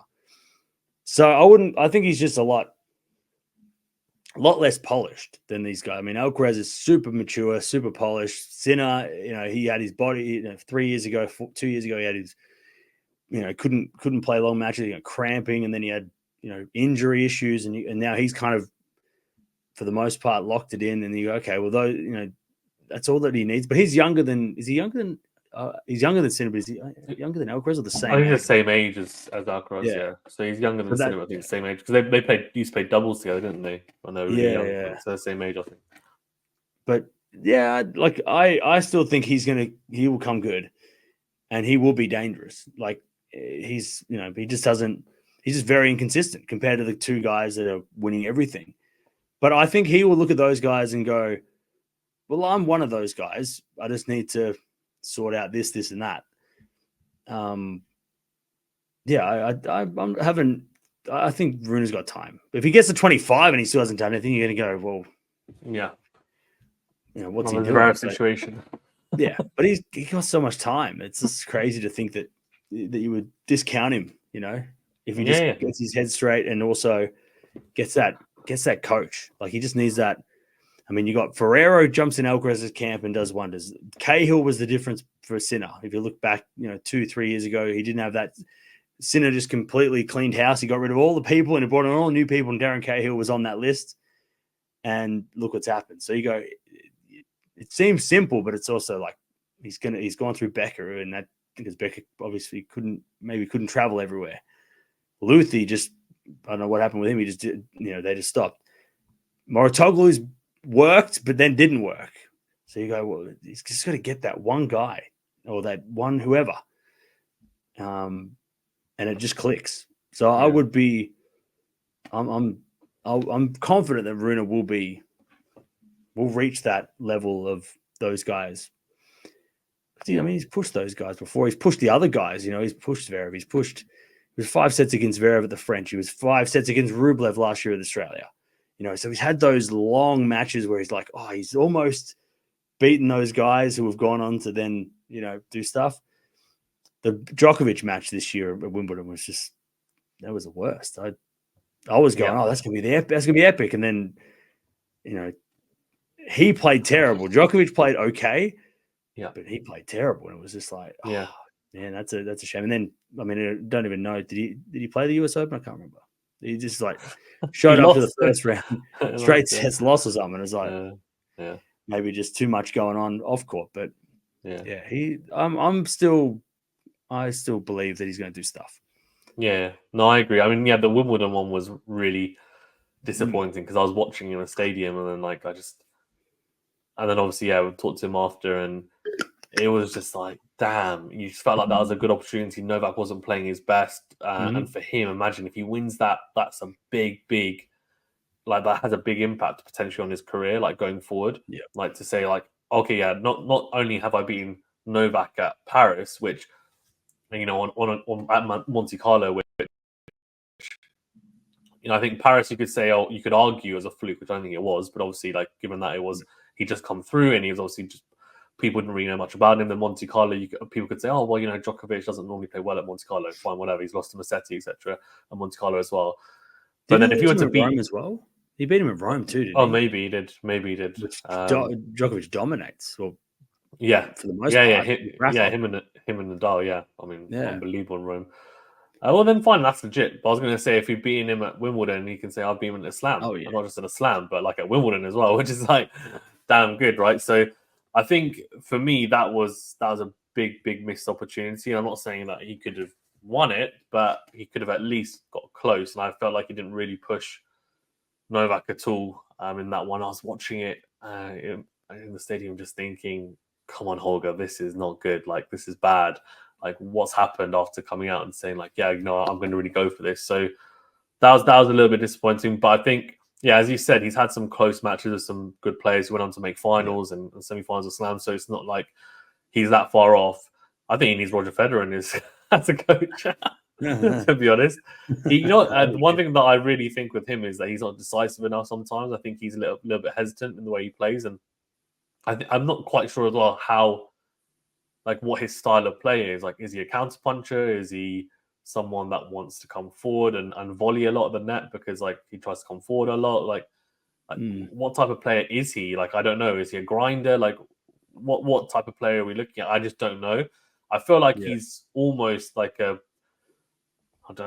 not saying this in I don't want to say this in a rude way, but I feel like he's almost a kind of bootleg version of Alcaraz at the moment. Like I feel like that's kind of where he's at. Like he's got good hands in the net. Like he can drop shot. He can hit winners off both wings. Like, but there's also those moments where he'll be in a match and there'll be games where he'll just hit like super passive forehands, like how you used to see Zverev do, just going cross court, loopy, like not really much to it, not really penetrating through the court. So I'm kind of like, how are you going to play? And I think just you need to stick to one way of playing and really be invested in it. I just feel like he's not invested in a certain way of playing, and it's difficult to know, like, to kind of see how he plays with Sinner. You know how he plays with Alcaraz. You know how he plays with Djokovic. Like, what they're really known for. Like, what's Rune known for? No, like solid backhand. Does he like shot tolerance? But then that hasn't really been the case this year. And that kind of was what it was like at Paris. It was he's getting everything back against Djokovic, and he's able to soak it up like proper counter punching player, right? That was kind of what it was. And then he's kind of tried to be a bit more attacking, which is fine. He's got really good hands in the net, get it. But yeah, I'm not sure where he's at. He's kind of in between. So probably something for him to work on. And I guess it might depend on the coach as well, as you say, at the style that he employs. But yeah. Anything else on the men before we move to the women? No, I think that's about it. Cool. Let's move to the women then. So, I mean, Sabalenka, the final was definitely more exciting than the men's. That's for sure. I mean, I was really impressed with Pegula because given that she got broken straight away at the start of that first set, and you're thinking, Sabalenka could destroy her here. Like, this could be really, really difficult. And, like, the way that she came from that point, and then, like, the ball striking in that final was, like, bonkers from both players. I mean, Pegula was like almost matching Sabalenka at times, which is just phenomenal to see. And I was just thinking to myself, like, damn, like this level that she's playing is really good. And she gave a really, really good account of herself, I think, in her first ever Grand Slam final. Obviously 30 years of age, so you don't know how many more chances she'll have. Hopefully she has some more. She plays at this level. I think it's inevitable. But I thought she really fought. Like Sabalenka, the swings of momentum where Sabalenka was in front, like she was a breakup, like at the start, she'd bring it back, she'd break back, or she'd find something. And it's just at the back end of both those sets where Sabalenka just managed to kind of get herself over the line and really show like what a great champion she was. But what do you think of the final? I guess the performances from both players. Yeah, no, I think especially coming in from like the rematch from Cincy. So it was like, because Cincinnati, Pegula never had a shot in that match. Like Sabalenka got a little shaky at the end, gave the break back, but there was no looks on Sabalenka's serve for the most of that match. Pegula, I mean, considering the score was pretty close, it didn't feel that close when in that match in Cincy. Pegula did well, just got broken once or twice, and that was enough. But this one, like with the slower courts and giving Pegula a better chance of getting the returns, that was huge. Should have won the second. It's kind of like Fritz, should have won the third. He should have won the third. She should have won the second. They lose 4 games in a row or something like that. So it was very similar, but in the way that it ended. But yeah, I was very impressed. I thought I didn't have her beating Swiatek in the quarters. That was it was. I didn't think it would be that one sided if it was going to be an upset. The Mukova match was a great fight. And I mean, it's kind of like Sinner. It's like, well, on the women's side, Sabalenka winning, she was the favorite and she won. So yeah, but Pegula, I think she's still got her window is probably still maybe 1 or 2 seasons. She had an injury season this year. Didn't play the French. Can't remember what she did at Wimbledon. She won Berlin. I remember that. So, but yeah, I mean, she could still, because just like on, with Elquist and Sinner, I mean, Swiatek and Sabalenka, they're not making the finals of every slam playing each other. There are still opportunities. Wimbledon's an opportunity this year. With Krejcikova getting the win, it was like, anybody could have got it once, Sabalenka pulled out, and Rybakina's, she's pulling out of tournaments midway through, or she's not even playing. So Pegula could win next year. She could go one better. Depends on, probably won't be on clay, but it could be if Sabalenka doesn't make the final of Australia and she plays somebody else, there's a chance. So yeah, I was impressed. But I mean, the Americans overall, and just like not just those two, but Navarro and Tiafoe and not just the finalists, so good. In general, it was nice. It was a nice change because usually American tennis hasn't been doing as well as it once was. But it seems like it's getting back. Yeah, no, agreed. Yeah, Pegula actually she lost in the second round of Wimbledon, but I think that was a bit of an upset. I think it was in 3 sets, so not too.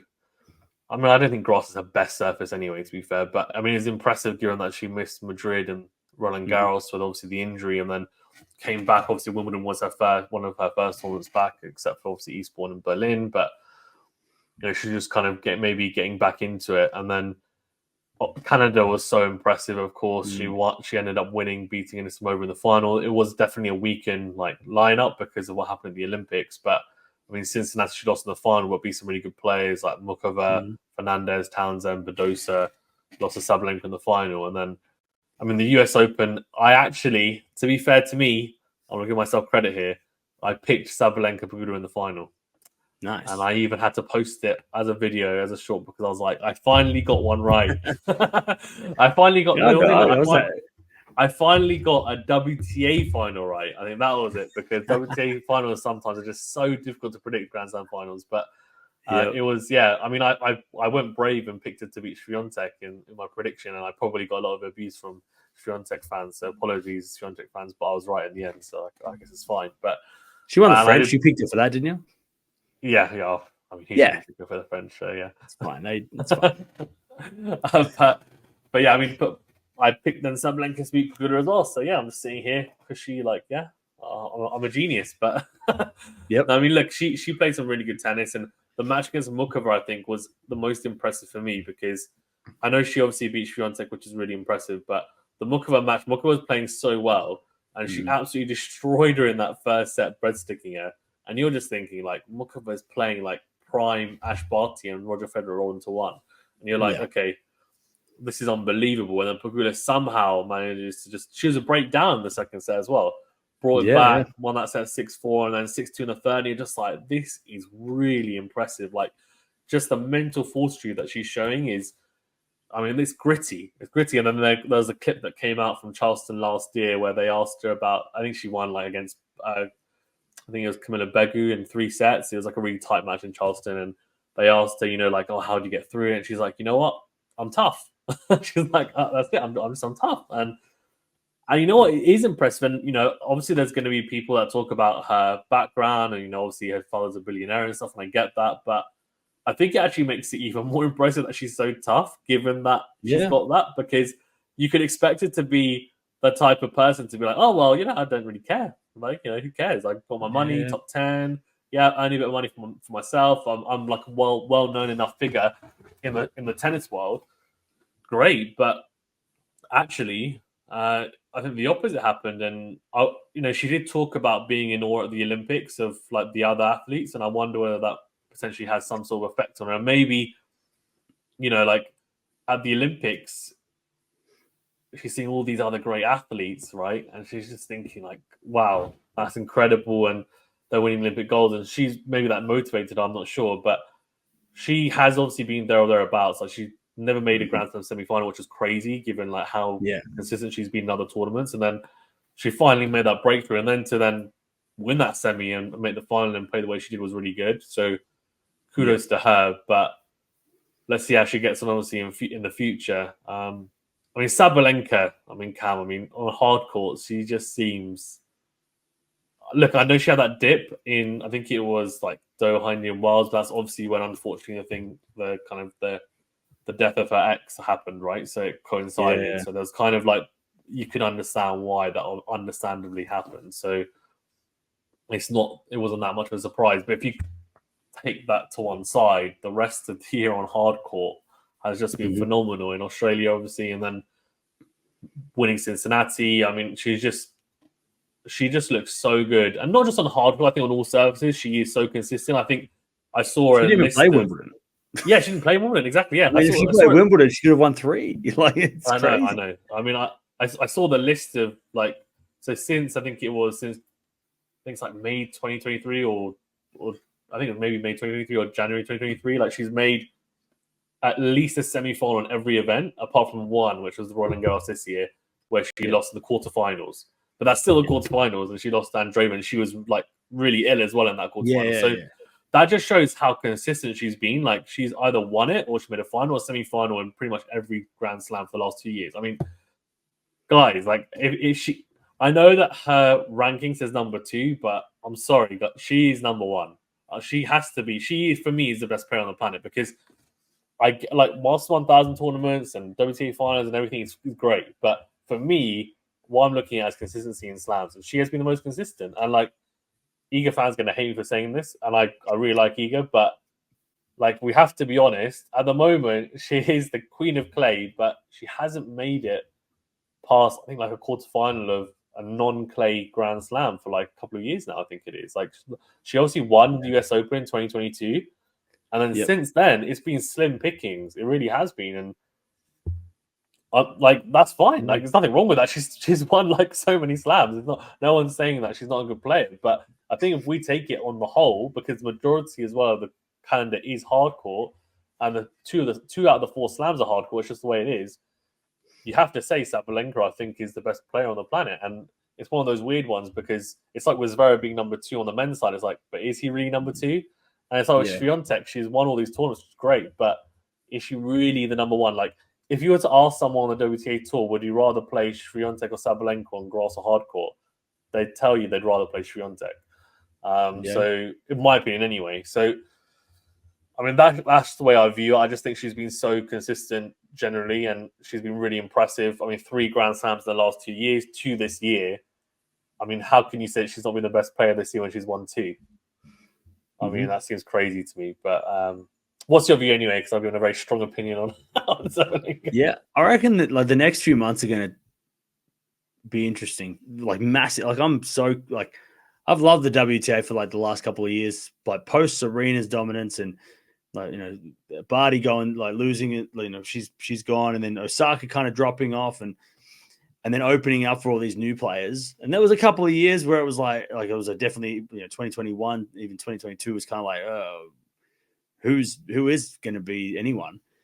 But now it's like so established, and it feels like the top 5 or even the top 10. I mean, it feels like most of them are going to be there for a while.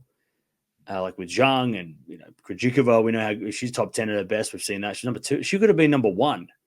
Had a Barty of retired like a month earlier, but she retired and then didn't play Indian Wells, and Swiatek did, and she won that, so she got number. It was a whole thing. So Krejcikova could have been number 1, but like Sabalenka, like over the next couple of weeks, we've got Wuhan, we've got Beijing. Obviously, Swiatek's the defending champion there. We've got the WTA finals. Swiatek's got to defend all those points. So it's like Sabalenka, I hope this happens because I'd love it when, like last year, when we came into the WTA finals with the number 1 ranking on the line. Like I love that.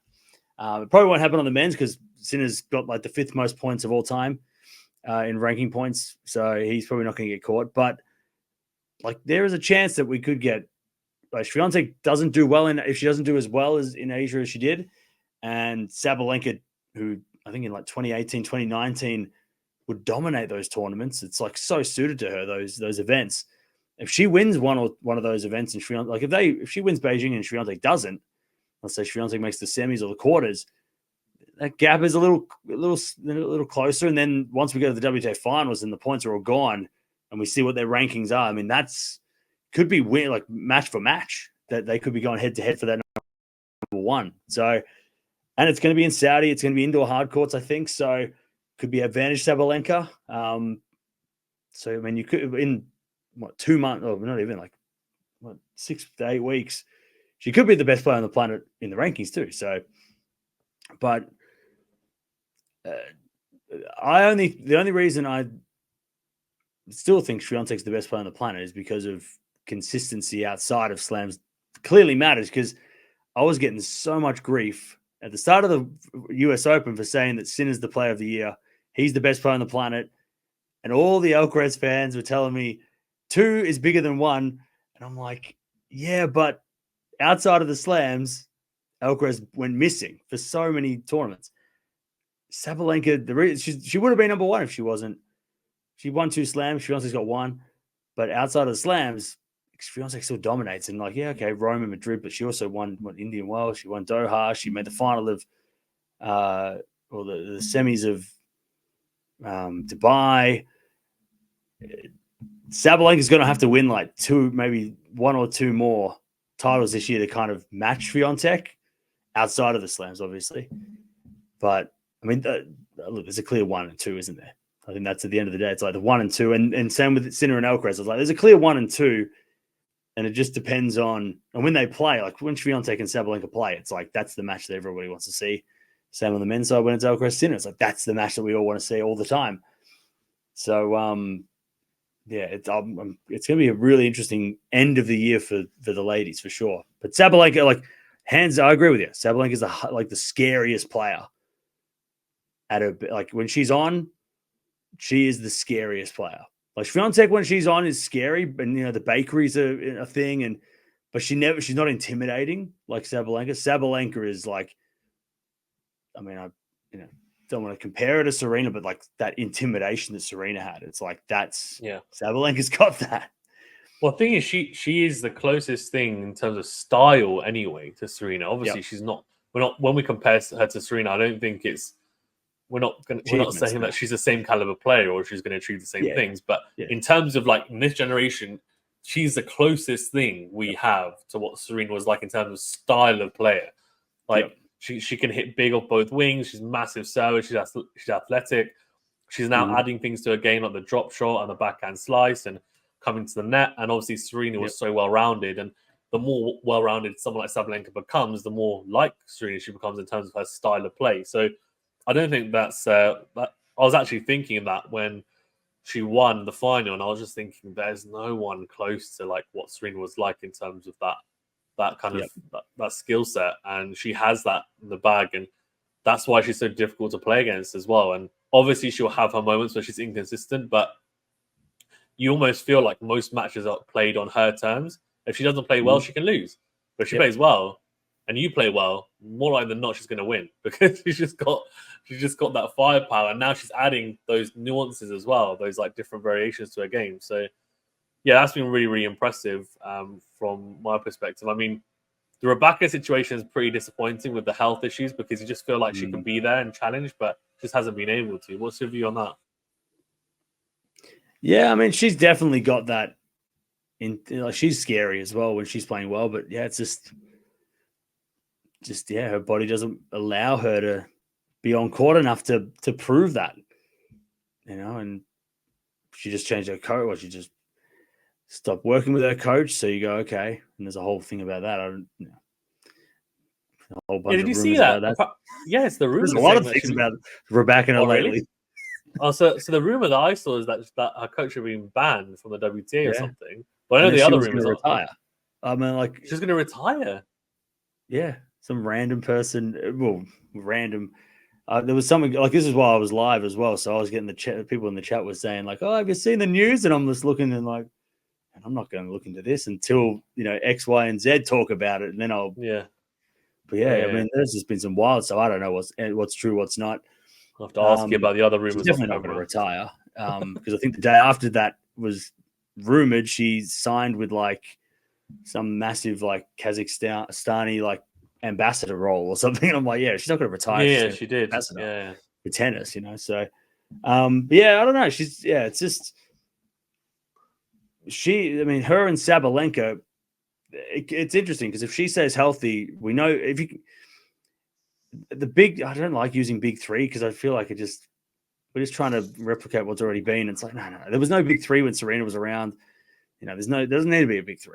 There can be a big five. There can be two. There can be one person who just dominates, But her and Sabalenka as 1 and 2, that would not look weird to me because they are both the biggest.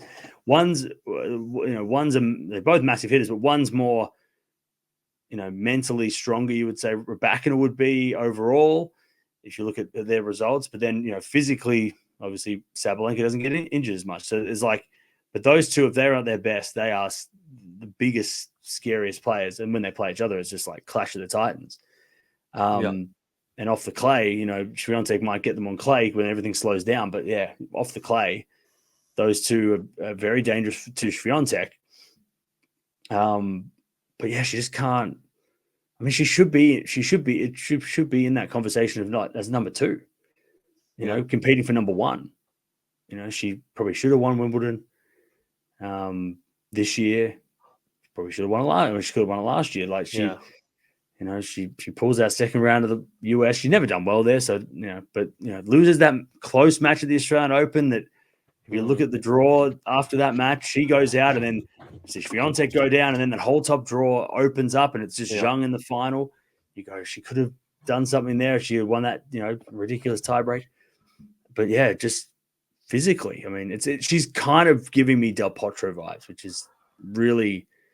Like he's always like, God, if he could beat any of these guys, but then just disappeared for like 6 months or a year, and he's just recovering, and you're like, just never got. So I hope that she doesn't go down that road, but it does feel like she is that Del Potro type, where she could beat anybody anytime, but her body doesn't allow her to.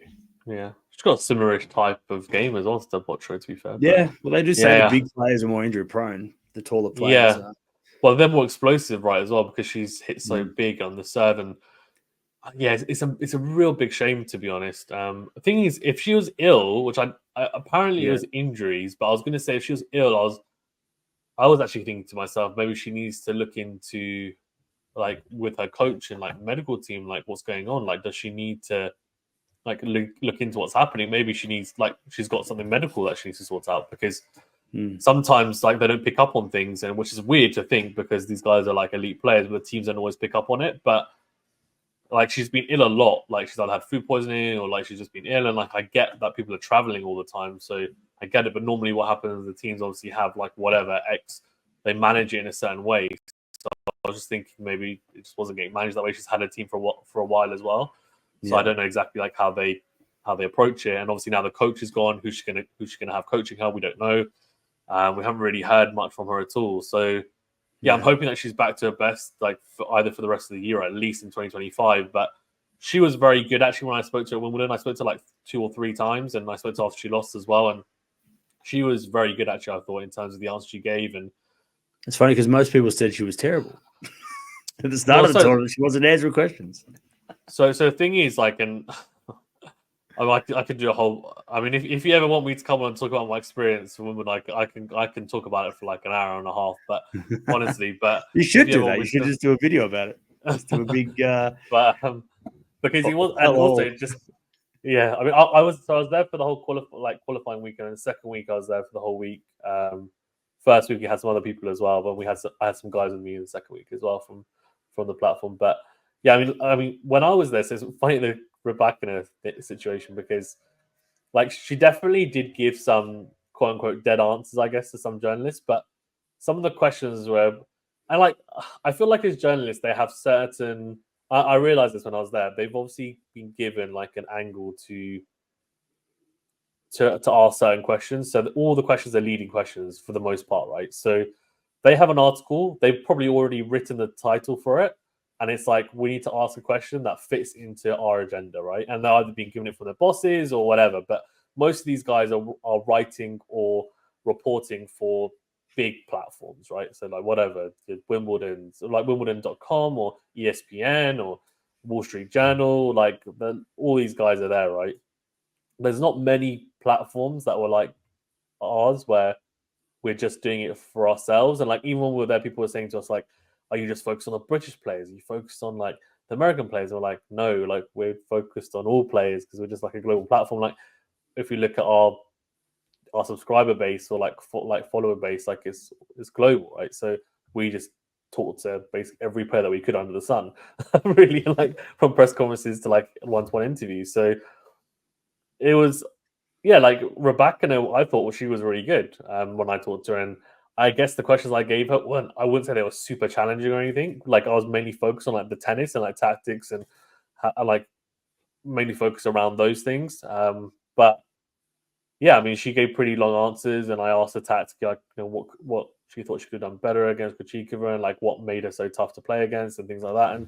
And she gave good answers. And I think, she seemed relatively in like good spirits. And I think the kind of persona that she's being given by the media that she's moody is probably because the outlets that have given her difficult questions, she's probably not being super happy about it. And her English is not the best either. It's not her first language. So, she probably just like, I don't really want to talk about this, right? And so that's most players, I think, anyways. But yeah, I thought she was good.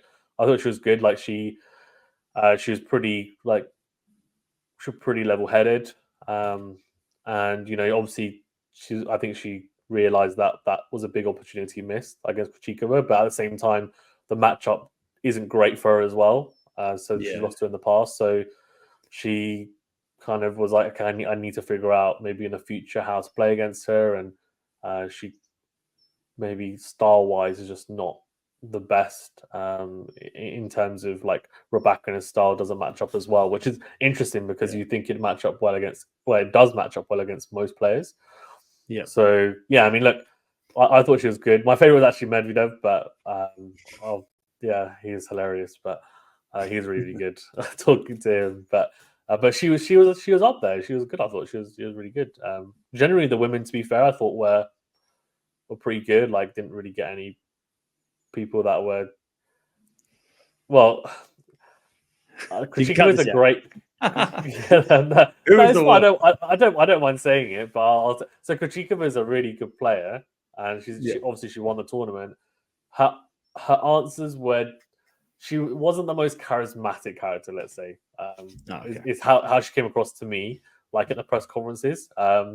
Obviously seems like a really nice player, like person, and like great player, but she wasn't the easiest to get like long answers out of. Sometimes like you'd answer a question and it'd be very much like 5 words or 4 words, and then like she's kind of just like, yeah. So, but at the same time, I think you have to take it with a pinch of salt because a lot of these players, like, they've just come off by high press situations, and they're probably like, oh, who's this guy asking me the same question over and over again, or like I'm going to get asked this 10 times in the space of half an hour, so kind of get it. But yeah, no, my experience is pretty good. I didn't get killed by any of the players or anything in terms of like didn't get any death stares, so I'll take that as a win. But yeah, in terms of like the other players actually, Cam, like from the women's side, I mean, it was great to see Mukova back as well. And we talked about Badosa. I mean, how good is it to see these players back, I guess, fit and healthy and starting to make moves again?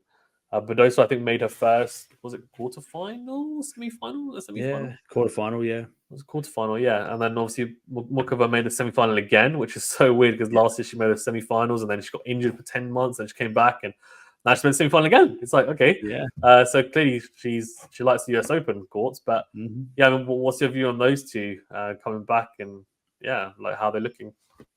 Yeah. I think Mukova stays healthy. She should be top 5. Like she's so and she's so different to like pretty much all the other players. Maybe Krejcikova, but maybe it's a Czech thing that they play like that. They just like play that all rounds. Like she is so much variety that's so dangerous. And that's what I think the WTA for the throughout the Serena era. Obviously some people can correct me in the comments, but like it was like counter punchers or aggressors. You had the Serena types, or you had like the Wozniacki types, where it was like Radwanska, yeah. You either defend or you attack. But like with Barty sort of coming through, she showed that you can have that kind of middle ground where you don't have to be the quickest player, but you also don't have to be the biggest hitter. You can still do, and then the next evolution of that is like a Mukova and a Krejcikova who can come to the net and can drop shot, but then also can chase the ball and then can also serve big and hit big, and hit balls inside out down the line. Both wings, like they're so dangerous. Yes, I love seeing Krejcikova back. Mukova back. I picked her in my predictions. I picked her to have a run, and I was like, she's got a terrible draw. Osaka or Ostapenko's in that draw, and I'm like, I'll go with Mukova to have a good run. Maybe she'll make the 4th round. Palini was there, so make a 4th round. I reckon she'll do well. So she did the semis. I'm like, yep, I'll take that. But I did pick her to do well as well, just because she won Washington, and it kind of felt like I think she made the semis of Cincy or Canada. And she was playing well. She probably should have taken Navarro to 3 and probably maybe even made the semis. But yeah, I love seeing Mukova back. I think she is.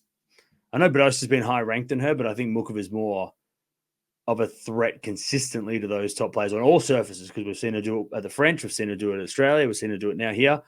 Yeah. On grass, I Wimbledon think quarters her as well, game right? Sorry? Wimbledon quarters she's made in the past, I think, as well. Yeah, she's done that. Whereas Badosa, it kind of feels like she's had a great couple of weeks. You know, her consistency is not as much, but I mean, she could probably be, you know, top 10, you know, in and out of the top 10. So that bottom half of the top 10, you know, where that's, you know, you've got like Zachary and Ostapenko, and Ostapenko makes an appearance every now and again, and then she drops out. And I feel like Badosa could be around that sort of level of consistency. But yeah, Mukova back.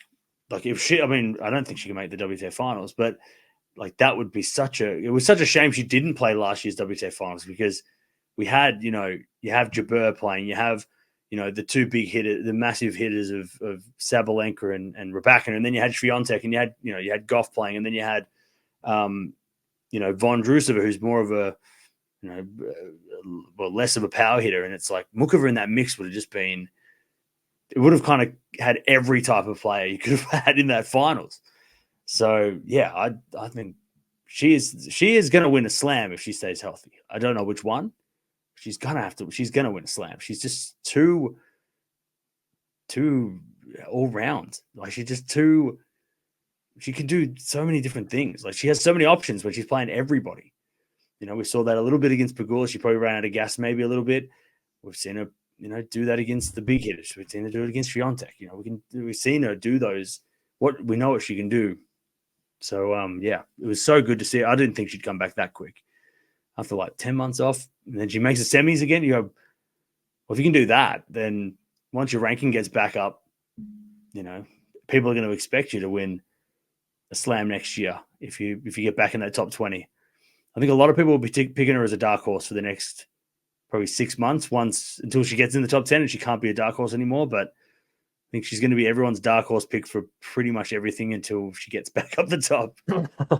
Yeah, it's true. It almost seemed like she gassed out a little bit against Pegula at the end, probably because she just hasn't played a lot of tennis. So that was probably understandable. And I mean, she's so good to watch, isn't she? I mean, as you said, she is similar to like an Ash Barty type player, and like obviously comes to net a bit more. And there is definitely like on the forehand side, like you can just see there's a bit of Federer there. Like I just love it. And I don't want to get cancelled like Chris Evert by saying that she plays like a man. I wouldn't say that. She plays like Ash Barty. I'd say, but how does Chris Evert not know that is just such a silly thing to say? How do you not like phrase that way better? Like you're in the media. How can you not phrase that better? She didn't just say that, but she was like, yeah, because, and then she followed it up to say, didn't she? She was like, because the men serve bigger and they hit bigger and it comes to the net more, and she was like proper like go for it. I was like, this is not what you should be saying. And then Ons Jabeur was like, no, she just plays well because she's Mukova, not because she's a man. I was like, we'll call in a lady Fed for a little bit, and I was comparing him to like Garcia's kind of a similar player, you know, Krejcikova. Yeah, that's true. Garcia, and you make a good point, because actually I feel like Garcia is the only other player that's as aggressive when it comes to the net as much. Krejcikova does, but I feel like she's kind of the very balanced type player. Like she will come to the net, but she's very balanced, and even the way she hits her forehand and backhand, it's not like super aggressive.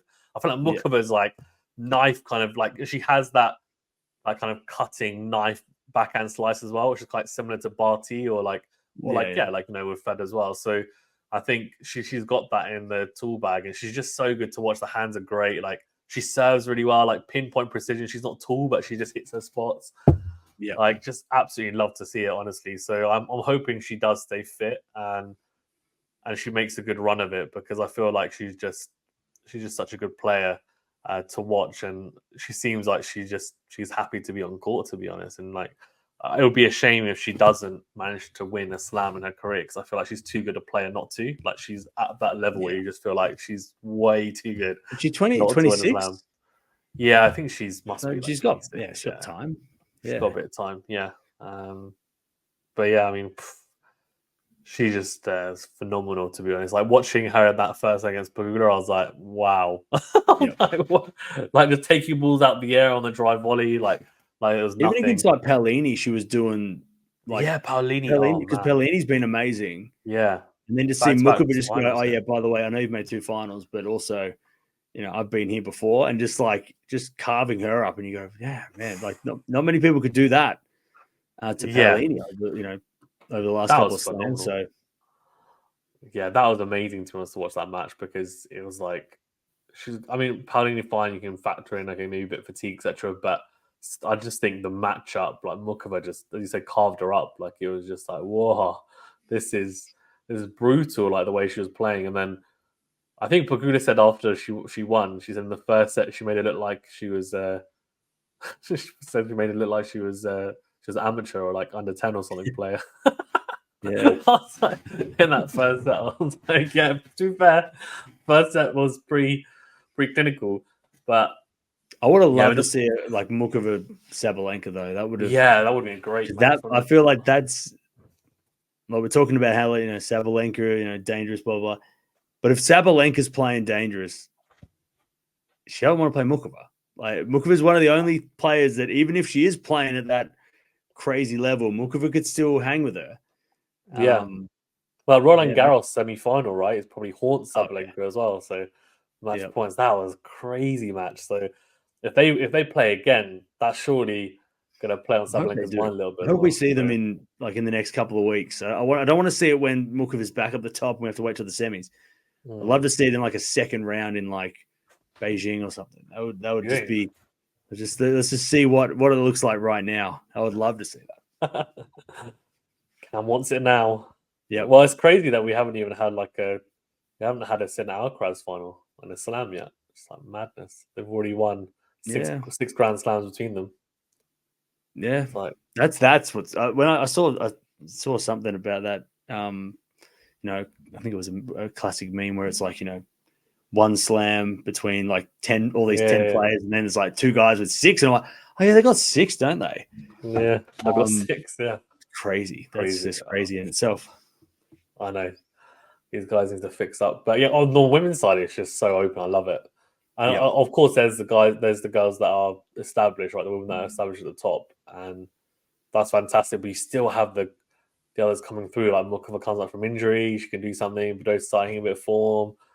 You know, I mean, it's great. And then you always have the question marks around, you know, the really young ones that kind of they peaked really early. Like, can they rekindle that? Like your Fernandez, you know, Raducanu, Andrescu, even Kenin, looks a bit older, but no, these guys have had really good success, won slams or made finals when they were super young, and then it's like they haven't quite managed to kick on from there. But it's like you can see glimpses at times in matches and wins when they beat people, and you think, oh, this could be it. And there's that, could this be it now? Could this be it? And I feel like on the WTA tour, there's just so many different storylines and like intricacies to it. It's just fantastic to watch, to be honest. And on the men's side, I think obviously it's in a transitional phase after the big 3. So I feel like the women's tour, and like, it's funny, I was saying I think when I was watching the Pagura or Mukova Paolini match, it was one of them, and I was saying,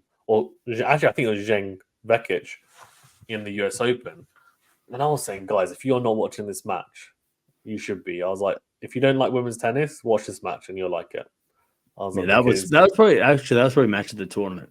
Yeah, I would say because I watched that. Well, it was finished at like 2 a.m. whatever local time. Yeah, that was ridiculous. Yeah, but no, you're right.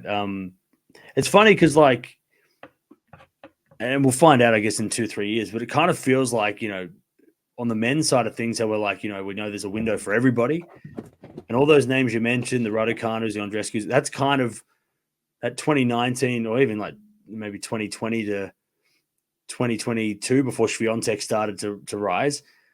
That's where we had all those sort of, you had your Raducanu getting a slam. You had a lot of players getting one slam Yeah. in that period. And you go, okay, well, maybe on the men's side, that might be where we're at with, these guys. And then in, 2-3 years, everything gets established, as we've seen on the women's side. 2 years ago, it was Swiatek. And then, Sabalenka, to be fair, though, Sabalenka has been around since she's been number 2 on and off since like 2018 or 2019. So, I think she should have way more slams than 3. If you look back and see what she should have won before, she figured out how to serve.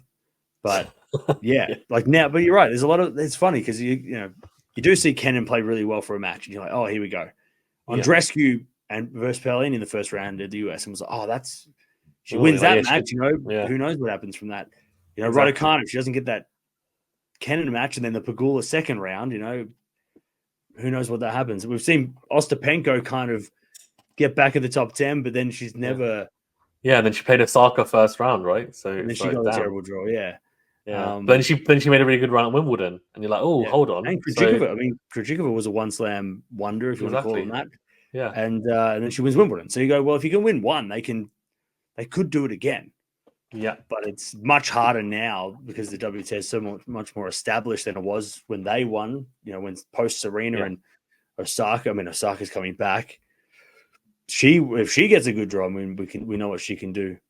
Yeah, I agree. Yeah, it's just so interesting. The WTA is definitely way more interesting because there's so many more established storylines. You're right. No, I agree, and I feel like it's interesting because Swiatek as well is starting to come across as being a bit more mortal. I feel like there was like a period where she was like, oh, I can't touch her completely, and then in all tournaments, like for most of the players. And then it was maybe only Rebecca and Sabalenka that could maybe do something. And, it was like even then. And now we've got to a stage where it's like, well, okay, the players are thinking, oh, Sabalenka and Rebecca, they're tough players. But because of their style, there's always the element of, they might not play well, they're potentially beatable. Whereas Swiatek was so consistent, they didn't really have that. But now she's almost like at that level of, she might be beatable now because like if it's not clay, we can potentially beat her. So the rest of the field are thinking, hold on. Yeah, these guys are established and we've got that established, but we feel like we can make something here, right? And that's why you're seeing like Pegula beat Swiatek and things like that. That's happening. So I feel like you're still getting the same type of players in the quarterfinals, but you might not necessarily get the same players in the semis and finals now, which is going to be interesting, I think, to see. You might not always get Sabalenka, Swiatek in the final, Rebecca and Sabalenka in the final, or whatever, right? So I think that's going to be interesting to see. So I think we will get some new Grand Slam winners at some point. Which will be great to see. But the hard courts, obviously Australia rolls back round, and then it's like, what, Sabalenka season again? Right? What can you beat her? She just won 2 Australian Opens in a row, so that'll be interesting to see. But I don't know. Let's see. Zhang obviously Olympic gold, made the final of the Australian Open, and she made considering she had just won the Olympic gold. The run that she made though at the US Open was impressive because she must have been feeling it, like fatigue wise. Sabalenka missed the Olympics and she missed Wimbledon, right? So she was fresh after the shoulder injury. So she it kind of makes sense that she ended up winning it. And what is it a coincidence that both players that won the US Open didn't play the Olympics? I mean, I don't think it's that weird. Because there's an Olympic curse. There's a thing. Zverev won the Olympics in 2021, and then should have probably beaten Novak in that semi-final of the US. Sorry, I meant Olympic curse this year. Oh, this year, yeah. Olympic curse. So Netflix you won the Olympics. You had no shot. You were never going to win the US Open. Even though, to be fair, I did say that Pegula did play the Olympics, and she did play it, but she lost. The best. I think she lost in like the second round or something. So she only played 1 or 2. You won a medal, you were never going to win. Yeah. I feel like it's just too much. Like too much tennis, man. Like clay, yeah. I think it's especially like Novak didn't even play Cincinnati; he just went straight to clay. It's like I think I feel like if he had lost in the final of the Olympics and then he went to the US Open, I feel like he'd be really dialed in. He'd be like, look, I'll take my anger out on the US Open. Really go for it. I feel like he was almost too happy. He's like, I've won the Olympic gold. That's what I wanted to do this year. For weeks. Yeah, mate. I mean, he's just like, he's. To be fair, he said at the start of the year, the most important thing is the Olympic gold medal. He did say it. So he won it. I mean, that's it. Done, man. I mean, he doesn't. He's won the US Open like X amount of times. It's Yeah. it's not anything different for him. So he's at the top of the Grand Slam list. I mean, what else is there to say really for him? So yeah, I don't know. We'll see for the rest of the year. It'll be interesting because he's still got a couple of Master 1000 tournaments, WTA and ATP finals. He's got to qualify. He's got to qualify. I was going to say qualify, right? Djokovic might not even make it because he hasn't won a slam, right? So I saw his number 9, and he probably won't play in that many tournaments, so he could not make it, which would be mad. I wonder when the last time. I mean, if you exclude missing it because of injury, it'd be interesting to see when the last time there was an ATP Tour Finals without any of the big three. It must be in a while. It must be in a while. 1. Maybe a 1. It's like most things that go to before 2003, but it might be 01. Maybe, I don't know. It was Federer because Federer didn't have to win to qualify, right? No, so Federer, I think he made the quarterfinals of Wimbledon in 2000, if I'm not mistaken.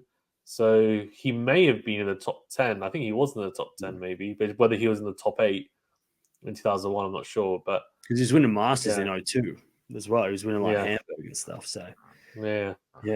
But that's wild. Yeah, because he doesn't have the Grand Slam immunity. So Grand Slam immunity, exactly. Just kick out number 8. Well, Krejcikova does. See, I didn't realize that because the women didn't have that rule until this year, but now they've adopted it. So like Krejcikova is number 10, but she's actually qualified if she stays in the top 20. So that's going to be interesting because I think Collins is is number 8, but she'll get kicked out. Which is actually, what do you think of the Collins when she lost and then she just walked off with them going to give her the flowers and stuff? I love that. What do you think of that? They're on brand. She's like, I don't want a ceremony. I just lost in the first round. I don't want to talk about it. Well, I think we differ on that. I find it very interesting. I think to say the least. Sometimes Collins. I think she's clearly having a great year. I mean, it's been a great year, but I just think sometimes. I just don't understand it. I mean, I just don't understand it at all. I didn't get the Swiatek Olympic stuff. That was silly. That was weird as well. That was so weird. I thought, like, what are you doing? Like, there's no... I think... But, see, I've got a theory. I don't have my tinfoil hat, but I've got a theory. I reckon that... Because we had Zhang getting called out by Navarro as well. That was weird as well. The Americans getting all... I reckon Lindsay Davenport's got. She seems to be apparently on Tennis Channel. She doesn't really compliment Swiatek that much. Apparently, I don't have Tennis Channel, so I'm only hearing what I hear. But I reckon she's the captain of the Fed Cup team. I reckon there's like this. The Americans are ganging up on the rest of the tour, and they're trying to do some trash talk, and they're trying to all the top players, and they're trying to distract them. You think Lindsay Davenport's playing the American national anthem? She's singing "Oh America." She's like telling them, she's like, if they're not American, she's like, you better make sure we're gonna get in their heads. Yeah, exactly. She just won the gold. You know what's so interesting is that basically when I talked to Emma Navarro at Wimbledon, she was like her idol was my idol and like my role model, like my older sister is Danielle Collins, so she's really close with her. Because they're both from the same part of America. They're both from the same part of America. And obviously Navarro generally is very quiet. Like she's complete opposite. On court. Like she's very, very quiet. Like she's not whereas obviously Collins is a lot louder and she's a bit more brash. So it's very interesting that they're so close. And I was just thinking when Navarro did she went up to Zhang and said what she said in after as well. And she doubled down by the way at the US Open, which is interesting. Yeah, so it's when she said that, I was thinking to myself, I wonder if Collins has rubbed off for a little bit there because it was a very like Collins-esque thing to do.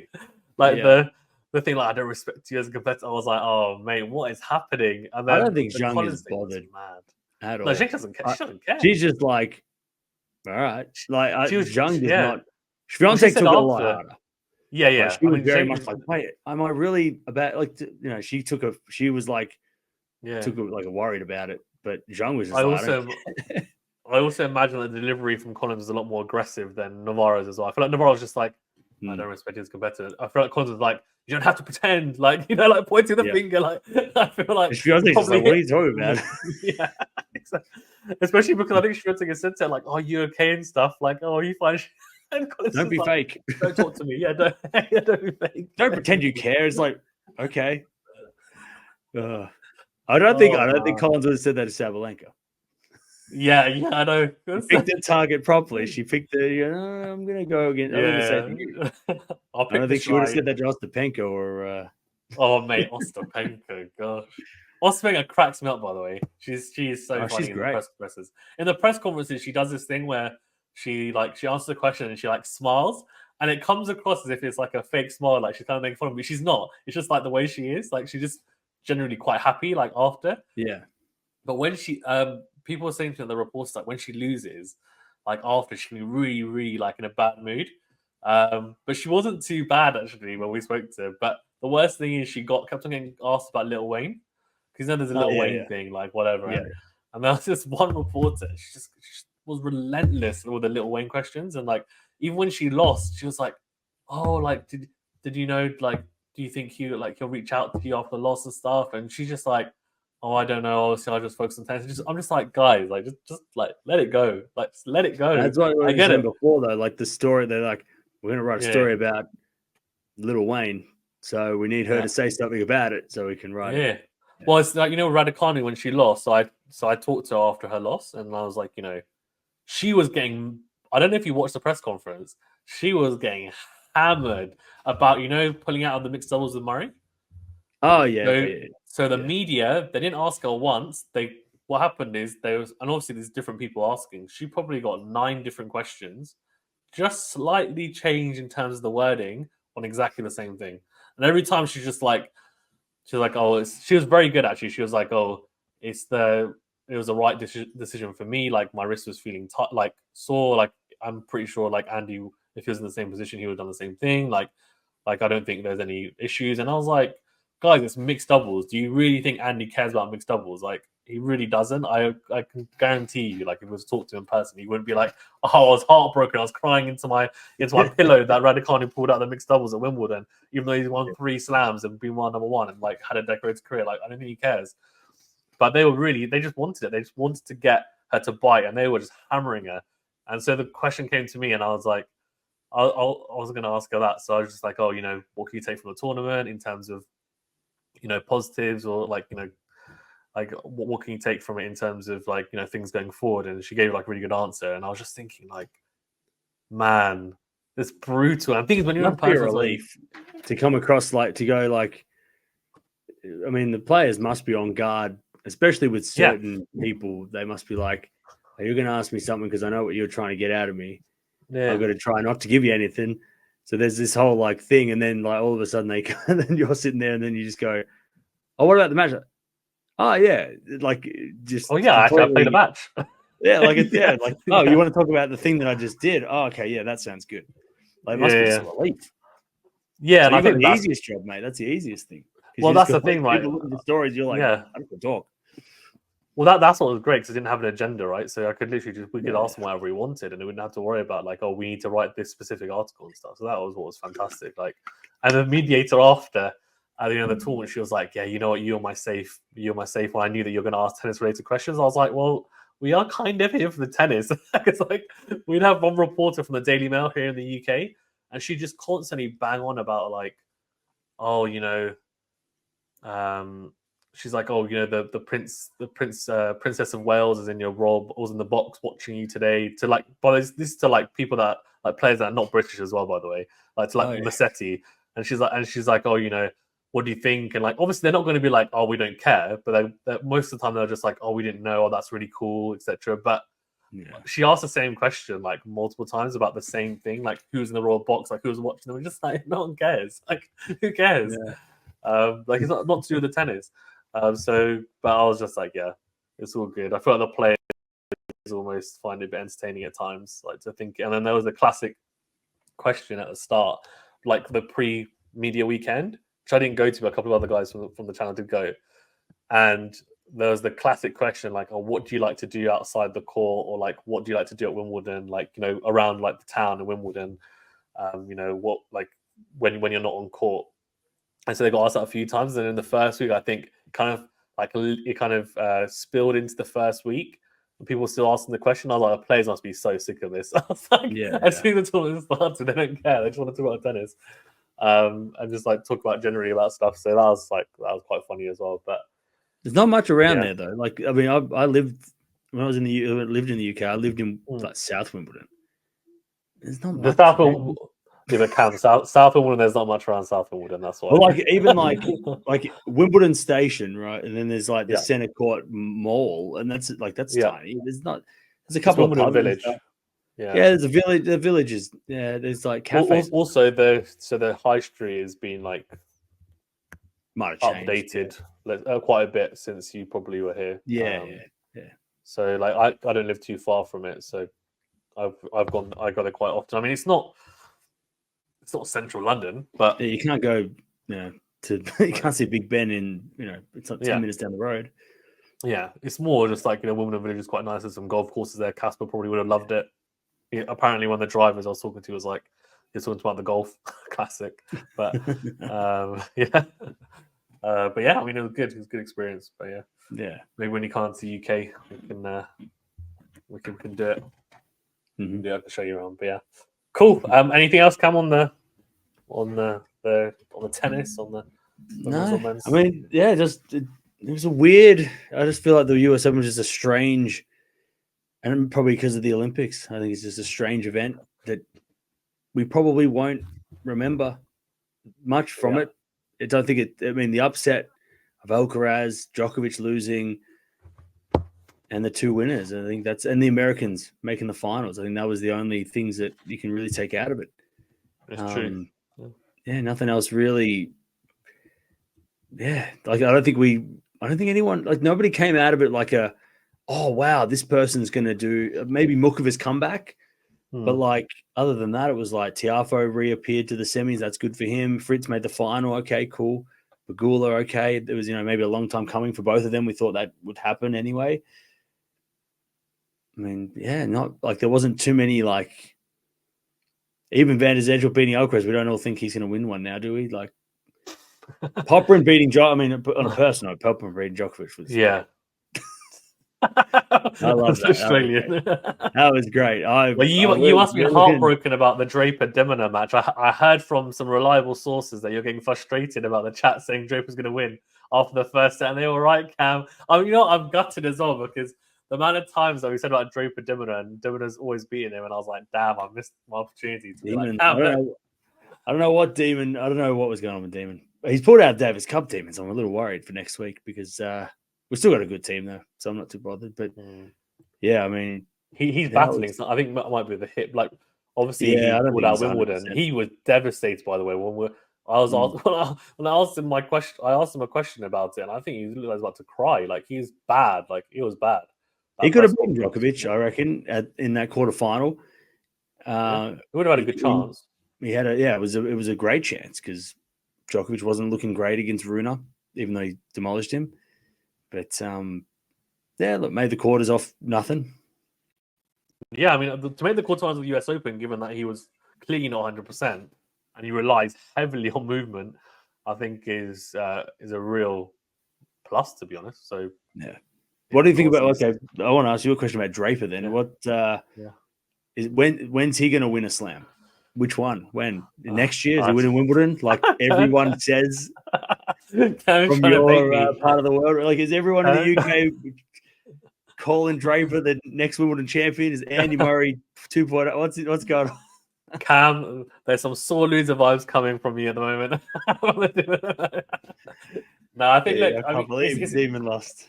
And then Popper lost to Tiafoe. I was so happy. I know, yeah. After being Djokovic, crazy. We won the doubles. Yeah, it's true. That's true. He won the doubles. Yeah, Thompson and Purcell. So that's what really matters, right? Yeah. I think for Draper, it's interesting because I've always been of the belief that he could be a top 20 player. I think I said it a while back, top 20, and he's now obviously 20 in the world. I talked to his coach actually. Justin showing you coached him up until 17, all the way up until 17, really, really close. Then they still talk now, and He's very close with him, and he I mean, obviously he's probably a bit biased, but he thinks that he can win a slam. He actually said, this is pretty like a big claim. He thinks if he stays fit and like he can like physically he holds up, and this is a few months. This is way before this happened. Actually, it's probably like 6 months ago now, and this is when he was ranked maybe like 100 in the world because like he had a dip, right? Because of injuries and stuff. He thinks that he could be world number one at some point. That's how good he thinks he is. So, whether that happens or not, I don't know. But obviously, he's got a while to go yet. He needs to make some big moves from 20, but he's trending in the right direction. In terms of slams, I don't know. I mean, look, Murray won 3, and obviously that was in the hardest era ever. Could he win 3? I don't think so. I could be wrong, and I'd like to be wrong. Could he win 1? Yeah. I mean, I don't see why not. I mean, if people were saying that Shelton can win 1, why couldn't Draper win 1? Like, I think Draper's got a more all-round game than Shelton. I think Shelton, like, the biggest issue for Draper is the first serve percentage. Like, he just doesn't make enough first serves. Like, and his fitness. I think, like, and the fitness, But I think against Sinner, it was like 2.5 hours for the first 2 sets, and he managed to at least stick there. The third set obviously fell away, and that will come. But then you have to cater in the fact that he's never played a Grand Slam and made it to that stage, like the semi-final stage. So then his body's not used to playing that many matches at Slam as well. So I think that probably needs to be taken into consideration as well. And obviously he's playing Sinner. It's not going to be easy. So, but did he lose because his shirt was too big and it was weighing him down? Weighing him down, a lot of people telling me the shirt's 2 sizes too big. It's baggy and it's sweaty. It's slowing him down. Yeah. No, I mean that was a bizarre choice as well. That was interesting. He seems like a real character. I might have to try and ask Justin to get him on the channel because he's quite a dry character. Quite similar to Murray, to be fair. I think both quite dry characters. But I think he thinks himself a bit of a fashionista. I think. Well, it looks a bit. Some of the pictures on Instagram and stuff is quite funny. But no, I mean I think like he's got really solid backhand. Like the forehand, obviously, is not bad and. This first serve is monster when he makes it. It's just he doesn't make enough of them, to be honest. He's got pretty good hands in the net. I think like moving around the court, his movement's improved a lot. So he's trending in the right direction. I think the biggest thing, as he said, is the physicality, conditioning, and then also just staying fit. Let's see. I mean, look, I don't think he'll win a slam next year. And I think he even said after, like, he's a couple of years away. I think he'd win... He could maybe win in like 2026, 2027. And I think he'll win 1 maybe in his career potentially. Or even later. I don't know. But I can see him winning 1. Multiple, I think it depends, to be honest. I think if he had to play like a Sinner and Alcaraz back-to-back, then no. I think the draw needs to open up a little bit for him, if I'm being honest. But let's see. Who knows? Maybe he develops even further and becomes a monster. So if he's going to win a 1,000, it's going to be probably Paris, right? The indoor... hard court, like he did well in the indoor hard courts last year, didn't he? Was it last year or the year before? He did pretty well. I think, maybe Paris or indoor hard. I mean, I think generally the thing is if there was a Grass Masters 1,000, he'd probably win that. But Queen's Club in a couple of years, I reckon that's going to get upgraded. Yeah, so Queen's ladies are coming in. Yeah.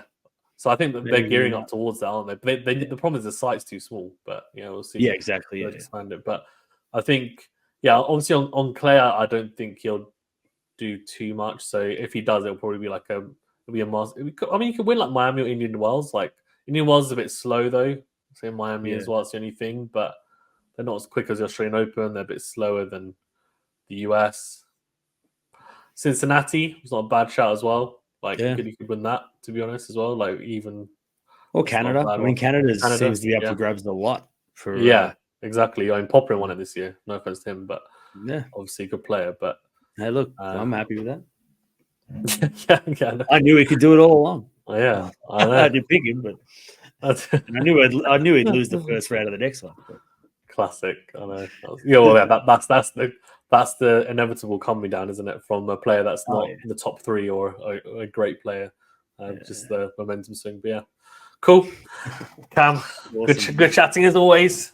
And if you stuck with us to the end for 2 hours, then I mean, you guys are legends for doing that. So hope you enjoy the chat. And Thanks for tuning in. Remember to hit that like button, subscribe if you're new. Jump over to Cam's channel. I think you already have anyway. Probably some of you already from there anyways. But yeah, go and like and subscribe as well to Cam. And any passing words, Cam? No, not really. Just how many months we got left? 2 months, 8 weeks left. Asian swing, back to indoors, and then it's all over. And Bob's your uncle, exactly. That's it. As we say in the. Thanks, Cam. Thanks, guys. Stay safe, more.